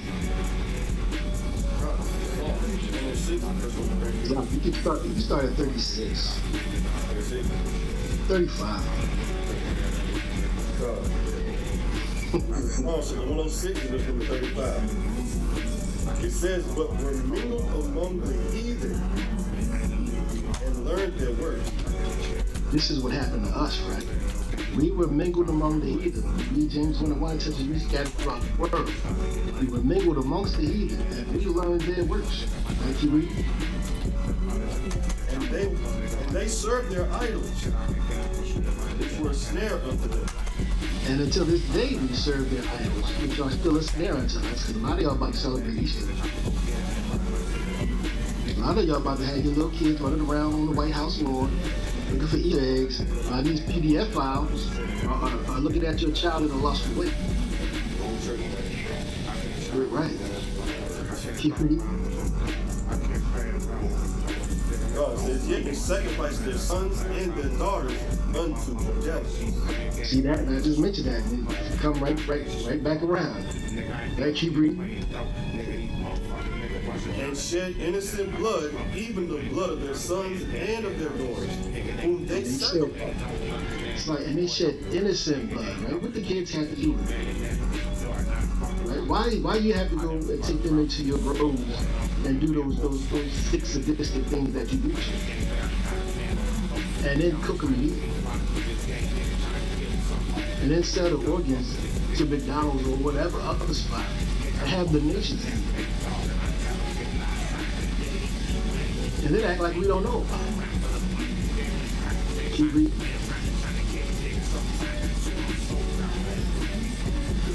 God, it says, whom they sacrificed unto the idols of Canaan, and the land was polluted with blood. And this land is polluted with blood. Right? This land is polluted with blood. That's why when the Mashiach come back, it says the blood is going to be up to the horses, right? Right? That's how many people he's stomping out. That's how many Edomites are getting deleted. Right? They're not going to be on the files no more. Their records is gone. Right? So, let me get Baruch.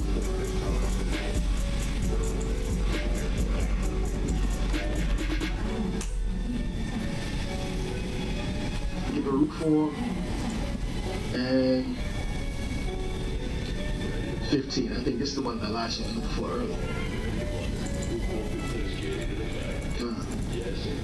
Baruch chapter 4 and verse 15. It says, for he hath brought a nation upon them from far, a shameless nation. What nation? What kind of nation? Shameless nation. And they have no shame. They are prideful. And they happy to take this vote. And to vote the way they vote.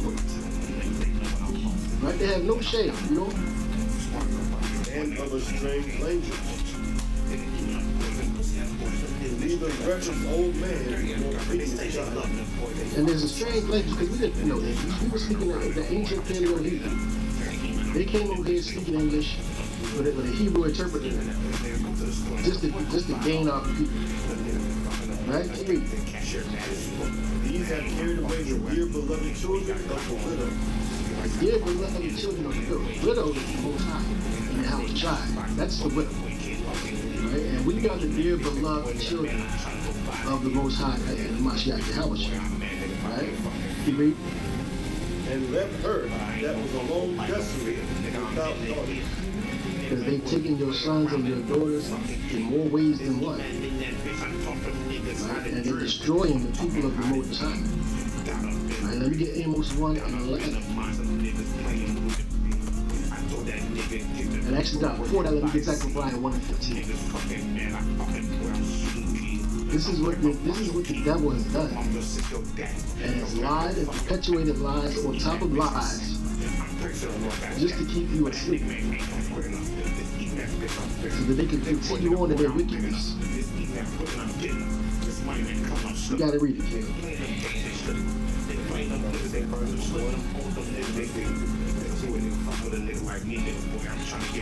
And I am very sore displeased. Start it forward, giving the context. from. Zechariah chapter 1 verse 14. It says, so the angel that communed with me said unto me, rise thou, saying, thus said the Lord of hosts, I am jealous for Jerusalem and for Zion with a great jealousy. The Most High is jealous for Jerusalem and for Zion with great jealousy because of what these people have done to his chosen people. You know? And I am very sore displeased with the heathen. That's how you win a war. That are at ease. War. No, you read that a little too fast. He's very sore with what? Nigga, this shit is up, nigga. Very sore displeased with the heathen. See, but everybody think God is all love and candy and happy and jolly. He said, I'm very sore. Tell them niggas make war with the enemy. Right? Nigga, make war. That means he's above anger. He read? Niggas sitting around watching this shit. I was but a little bit motherfucking pussy motherfuckers kill every goddamn thing in this motherfucker. Sweep this whole now you done took it too far. I was a little angry with my people. Even that bitch in the could have put even more picture and they took it too far. Now let me get English right. Even that bitch and I'm moving the dope and them niggas, you know where I'm at. I pray to the Lord, nigga get up. It's even that bitch and them telling them took it too far and they continue to take it too far. Walking tell them I'm bringing it back, even back, walking. Man, I just think my face got to get over this. My face got to you still come to market. This obviously in our face, man. Right. That shit felt good, right. Bro. I hate them fucking carriers, bro. Kill every thing in this motherfucker. Shut them motherfucking pipelines down, nigga. Shut all this shit down. All that shit. Shut all that shit. Thus said the Lord. Goddamn motherfucker. Pussy ass motherfucking faggot ass motherfucker. Kill every goddamn thing in this whole motherfucking goddamn. Wait, slow down. Kill every goddamn motherfucking body, nigga. 3 transgressions for what? And the Lord just said, I am very displeased. I was a little displeased, but you just took over the delivery. Amos just said the same thing. Right? Thus saith the Lord, for 3 transgressions of Edom and for 4, go ahead. I will not turn away the punishment thereof. He said, you're going to catch these hands. You're going to catch this judgment. You're going to catch this fire. These earthquakes, these tornadoes. Right? You're going to catch these other lives. Let's see how you're going to take it. Let me get Revelation 18. And the first couple. Now you're not there. Before we go read that. He said, nigga, this nigga Ukrainian, nigga, that shit Iranian, nigga, them niggas Iranians, nigga. Let's get started. Well, y'all know nothing started about that, boy. That 3 is what encapsulates all of that. Revelation 18 and verse number 3. It says, for all nations have drunk of the wine of the wrath of the Lord. Look at all these nations that all of these nations pussy ass motherfucking Ukrainians, nigga, that shit and the ones that didn't vote and the ones that voted they the main players. So all these nations have drunk of the wine of the wrath of fornication. Go ahead. And the kings of the earth have committed fornication with them. And listen, they forced all these other nations to jump in bed with them. You read? And the merchants of the earth are waxed rich. The merchants of the earth. These are the ones that run your banks, right? That put laws in play to keep us destroyed as a people. You read? And the merchants of the earth are waxed rich. And they do it all in the name of filthy lucre. All for the love of money. All tactical units fire. Right? That's why they sell you all those pharmaceutical drugs. Right? That's why they give you tainted food so they can sell you the pharmaceutical drugs. Right? All in the name of money. And I heard a voice from heaven saying, come out of her. This was usually called Black Hispanic Native American, similar to any come out of the ways and doctrines and philosophies of America and stop trusting your enemy. Man, that's a dub, nigga. We calling that a night, boy. That's a dub, nigga. We taking that. Take that to the bank, boys. If you gonna be partaking